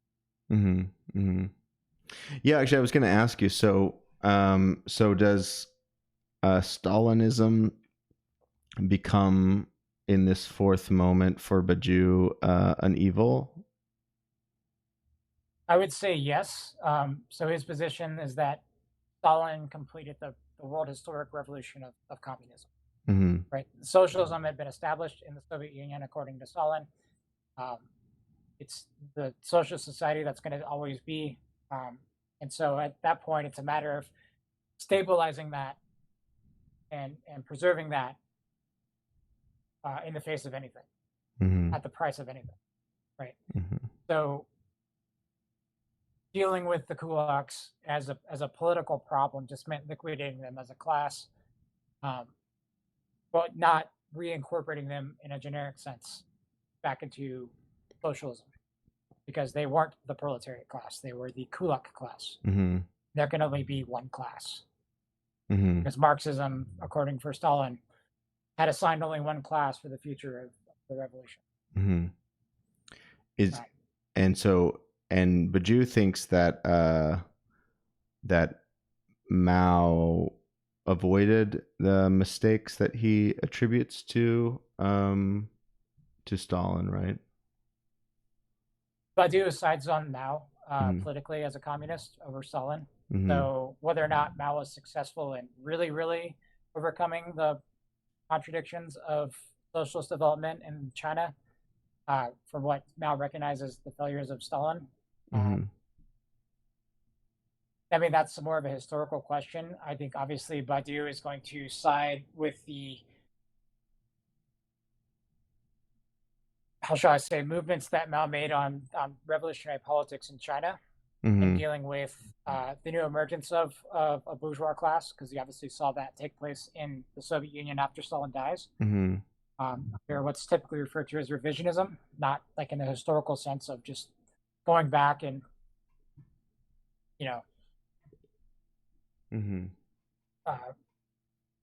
rewriting the facts of what happened, but more so as a revising of the principles of Marxism to suit your opportunistic ends at the moment. So the idea for Badiou is that Mao is the first communist to launch an insurrection in a socialist state, and to keep politics moving forward rather than falling back into this sort of Stalinist consolidation of power. And that's what's referred to as the Great Proletarian Cultural Revolution, which is an entire nest of bee's nest of comments and digressions and all the things. Yeah, right. So. Yeah. Okay. Yeah, that makes sense, and that makes sense. The real is that, I guess that's the Lacanian real in a way. The real is the limit that it comes up against, which has the threat of shattering the truth, or it has some kind of relation to Lacan. But like the evil is the totalitarianism, which in a way scientism is a type of totalitarianism because it wants to claim everything for itself, and to do away with the real versus the good that doesn't do away with the real, allows the risk or the wager that the real could shatter it by having some excess that can't be captured or something. Right. Cool. Do you Just want setting to? a proper limit on. Oh yeah, let's finish this out because we're right there. All right, so after evil is the will to name at any price. Usually it is said that evil lies, ignorance, deadly stupidity. The condition of evil is much rather the process of a truth. There is evil only insofar as there is an axiom of truth at the point of the indecipherable, a path of truth at the point of the indiscernible, in anticipation of being for the generic, and the forcing of a nomination at the point of the unnameable. If the forcing of the unnameable exclusion is a disaster, this is because it affects the entire situation, of which the unnameable is the emblem. In this sense, the desire in fiction to suppress the unnameable frees the destructive capacity contained in all truth.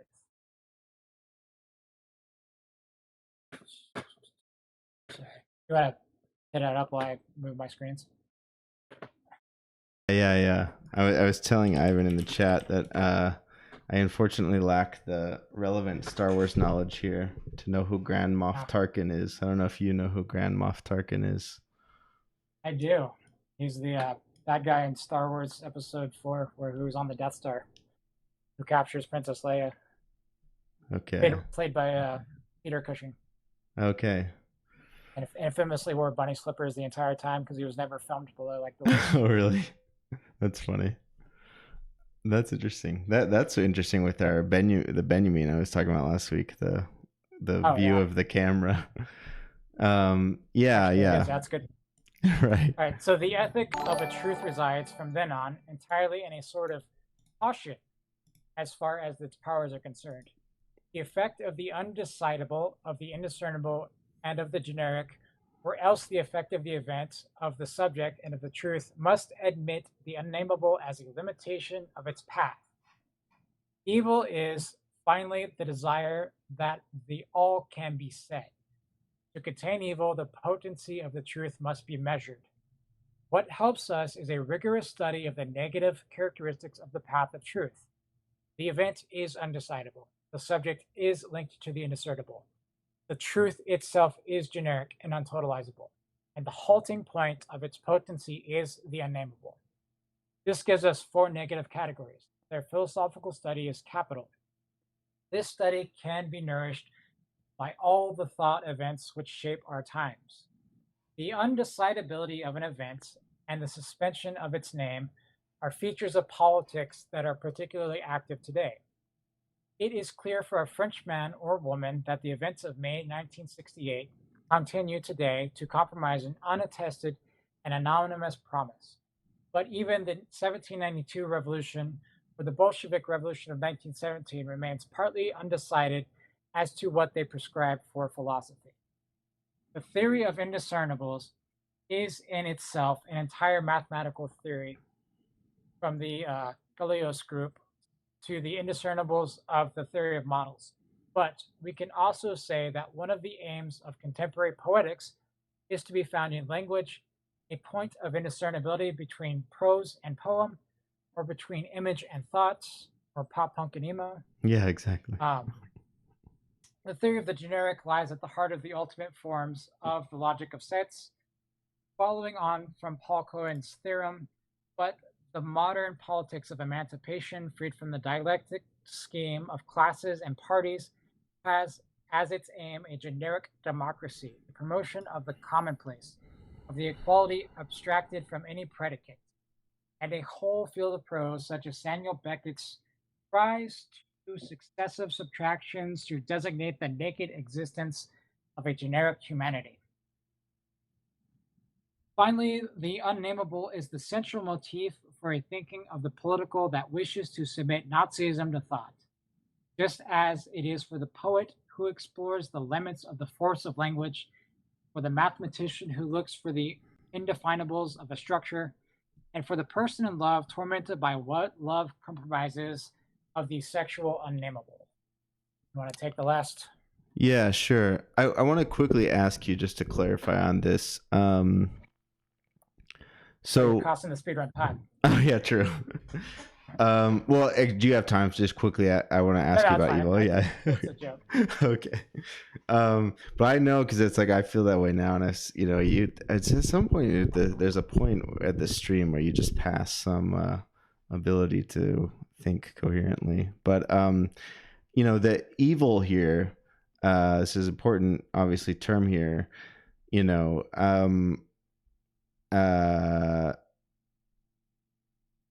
The idea that evil is always about wanting to totalize and have no difference. It makes, well, actually, I'm not sure, but I was going to say it makes sense in the context of, genocide by Nazis or by Israel or whatever. But is what Badiou is saying that, for instance, a serial killer is not evil because it's not about totalizing, or is he saying that that localized form of evil has its ontological roots in the bigger conception of evil or something like that, So for Badiou, evil in this sense applies to a truth procedure. Mm-hmm. You can think of evil outside of a truth procedure is really not something Badiou cares about. Okay. So yeah, is it evil to kill people? Situationally, that's something let's take the trolley problem. Is it evil to kill the 5 people or kill the 1 Mm-hmm. people? Right. So it's just not something Badiou cares about outside of thinking of truth, of politics, of a science, Mm-hmm. of an art, and a love. He has a small interview I'd recommend for people interested in this question called On Evil, which is an interview. If you search Badiou on evil on the internet, you'll find it. But the general idea is that for Badiou, evil is linked to a truth procedure, Mm-hmm. either as naming the unnameable, simulacrum to fidelity to a simulacrum, which is like a false event, or betraying an event as such, betraying your fidelity. Mm-hmm. Mm-hmm. Mm-hmm. Okay. So those are the 3 conceptions of evil that Badiou wants to think about because they're interesting to thought, as opposed to, say, rampant mass murder. Yeah. It's just a situation at that point for Badiou. Yeah. Yeah. Thanks, by the way, for the follows, XZLMX and ChessBaiter1. ChessBaiter says, I think USA lacks a true left. Democrats are center to center right, and Republicans, especially Trumpists, are right to far right. What do you guys think? Does USA need a radical left? Well, I would say that certainly it's true in the mainstream political parties in the U.S. that there is not a genuine left or even a left at all of any kind. And I would hope that USA could get, I mean, I would support it if it could exist, if that situation arises. I don't know, do you have anything you want to say about that, Chris? My suggestion is there's sporadic movementism that happens here and there. Most recently for people to be Occupy Wall Street and the Black Lives Matter, even the most radical protests, which are now seemingly contracted, that were supporting the people of Palestine. Those movements kind of come and go, and they're very fleeting.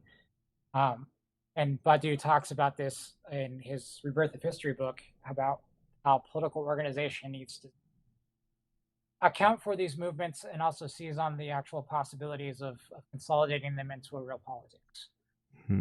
As far as left-right choices in America, I mean, in the sense I would say, is there a sense of, are there people I can vote for that are going to represent me as in my interest as a communist? Absolutely not, in the sense of left, right, Democrat, Republican. No, there's no sense of that. Are there radical leftists, if we want to use that term? Certainly, there's plenty of fragmented experiments going on here and there. Yeah. Would you? That's actually a good question. Like, is Occupy Wall Street an event in Badiou's terms? This is where I would say no. I don't think it lasted long enough to be an event. There were no real changes that happened.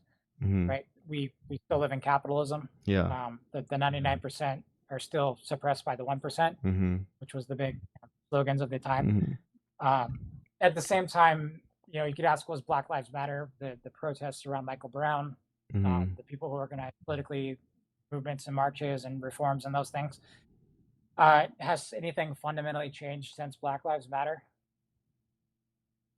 It's, I don't want to weigh in on that too much, being as I still have all the white privilege I have in the world. So I don't know if it's different for Black people. Visibly, I still see people being murdered by police indiscriminately. So Yeah. I don't see there's much change outside of maybe some institutional ways in which police will respond to a police shooting. But Right. that's the thing. Yeah. And in a way, I mean, it goes, there was, Rodney King protests and, we're coming up on, how many, 3.5 decades since that. I guess these are, yeah. To Normandy. Yeah. Are you a Downset fan? This what do you, I mean, Badiou kind of, I guess he says something here, right, about May 68, right, that it continues to comprise an unattested or anonymous promise. I mean, I wonder if that's a way of thinking about Occupy Wall Street or Black Lives Matter protests. Yeah, I think for a moment, it challenges what the possibilities of a situation are. So during May 1968, which Badiou does hold to be an event, Badiou participated in May 1968. He was a professor of philosophy at the time, teaching poetry at university. And one of the things he did was he took his students to the factories and met with the workers. Now, this, for Badiou, presents a possibility of political organizing that isn't strictly Union Party politics or strictly radical students. He tries to, again, diagonalize the situation and create new sets in that sense. Which create new possibilities. Whether or not that amounted to anything other than just new possibilities which weren't maintained, because as we know, the May 68 protests ended in a vote of vertical to retake the situation. So, but what was the truth of that situation, of that event for Badiou? It's the new possibilities of organizing outside of strictly divisible politics between isolated sets of people. So, yeah. And of course, don't vote. Yeah, right. Sort of the chess baiter one question. I'm not necessarily talking about far left or communism, but at least progressive leftists. It's interesting to think about that, because before October 7th, we allegedly had some progressive leftists.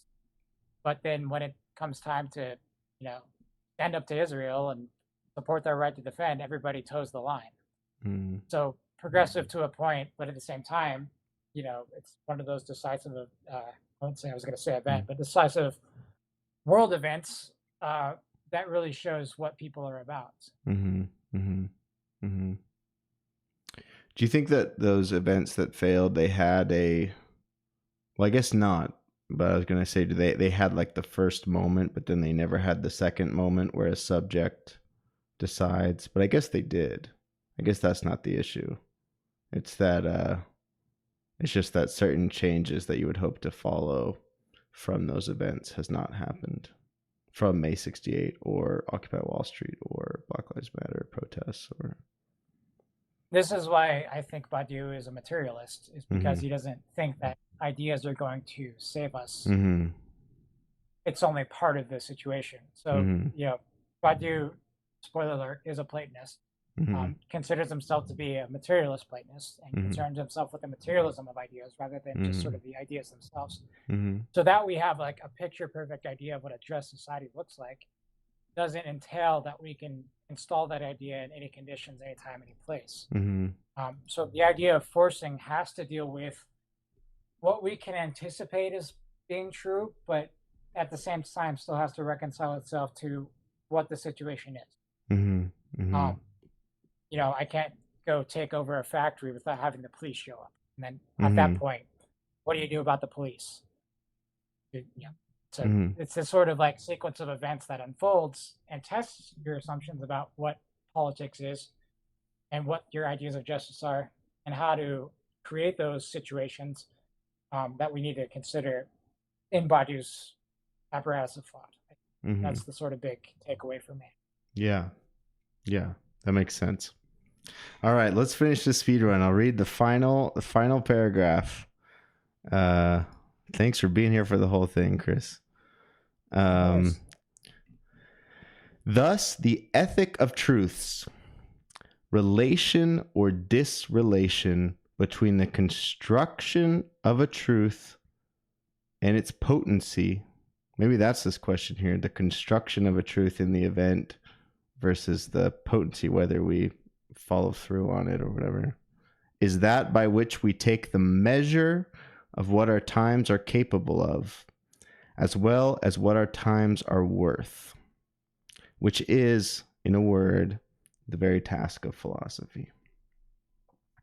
Of course, that makes me think what I brought up earlier, like Heidegger, the task of philosophy and the end of philosophy and the task of thinking. But here it is affirmed the task of philosophy, which is to measure, also like Heidegger, to measure what our times are worth. I did finish a reading, yes, Ivan. Chris helped me finish, not only by duo queuing with me, but also by I would feel guilty if I held him here for longer than I already have. Yeah, anything you want to say about that final paragraph, Chris, or in general? I guess in our contemporary world of philosophy, we're sort of given these like three options that Badiou will talk about. We have the analytic, the continental, the postmodern traditions. Mm-hmm. In a sense, all of them are hostile to truth. And at that point, what is philosophy worth without truth? Mm-hmm. And are we even doing philosophy at that point? Mm-hmm. And so I think Badiou wants us to do philosophy and wants us to think truths, but not in this sort of abstract metaphysical category, but in a very real sense of ontology and being and truth as sort of guiding principles for our philosophical work, with also recognizing that philosophy is self-limited. So Badiou is against like all the institutional aspects of philosophy in the university, of academic philosophy, of like philosophy of science, philosophy of politics, aesthetics, and all these different disciplines of philosophy and that such. Because what he suggests is that politics is not done by philosophers in the university, it's done by political militants, in the same way that art is created by artists, or that science is done in scientific demonstrations or laboratories or whatever. And the same thing, people in love are the people in love that concern themselves with their event and encounter of love. So in that respect, we do want to retain that there are those kinds of truths, and we don't want to yield those over to capitalism, where it's science as technology for Tesla trucks and going to Mars and shooting rockets in the air, and whatever billionaire hobbies they have. Or love is just algorithms and Tinder dates and marriage and children. Or where it's voting in elections is the only possible way to change things, but we have to wait every 4 years for that to happen. It doesn't happen, but we got to wait another 4 years. Yeah. And so we get caught up in these repetitious cycles of a situation where nothing changes. I think the possibility of change does come from affirming that there are truths. So Badiou's dictum from Logics of Worlds is there are bodies and language, except that there are truths. So if you think of everything as just an arrangement of bodies and a language which talks about bodies, but that there's only opinions and knowledge about bodies and which, then nothing about the situation changes. So, but a truth is an exception to everything that, if followed through on, actually produces change. But if and only if we as subjects assume that and follow through. Yeah. I mean, I feel very compelled and probably convinced by this. I think one of the things that compels me about the event of truth and the way that Heidegger thinks it is his way of getting us out of this kind of directionless inframing of the earth, of everything that is, in terms of turning everything into things to be optimized, things to be efficient, things to be used. Everything is a means in the, consumption of the world. But the great limit, and that there's this poetic thinking that is an event that opens a kind of truth that is a truth that is meaningful. But then, the limitation is that it lacks an ethics, and that's where it potentially goes to dark places. And so I feel really compelled by these 4 stages of truth, which are both, I think, compelling, and that 4th stage, the ethical stage, seems like a really crucial addition that I will say is probably a better version than Heidegger's version. Though I have to decide about making the jump over to Plato, but yeah, I really enjoyed reading this. Thanks for coming on, and thanks for suggesting this reading. That was really fun. Yeah, we made it. We did it. We completed the speed run. Thanks for the carry. Yeah. Do you have anything you want to thanks everyone in the chat for being here. Shoot them now if you have second questions, because we're about to end. But do you have anything you want to promote or anything, Chris, or people you want to? I mean, honestly, I'm a stagehand for a living. I don't do academic philosophies. Mm-hmm. It's a hobby for the most part. Mm-hmm. So yeah, I don't really write books or blogs or anything like that. Mm-hmm. I keep a you tweet though. Account. You should at least follow. Yeah. No, Noger, we completed truth it. Exists. Yeah, truths exist. That's to explain it. Truths exist, and they have an ethics. So, So kind of what I am, what I do. I'm on the Twitter. Yeah. Which I still call Twitter. Yeah, me too. And then I have at being an event, which is the Badiou. I dub it as my Alain Badiou Twitter museum.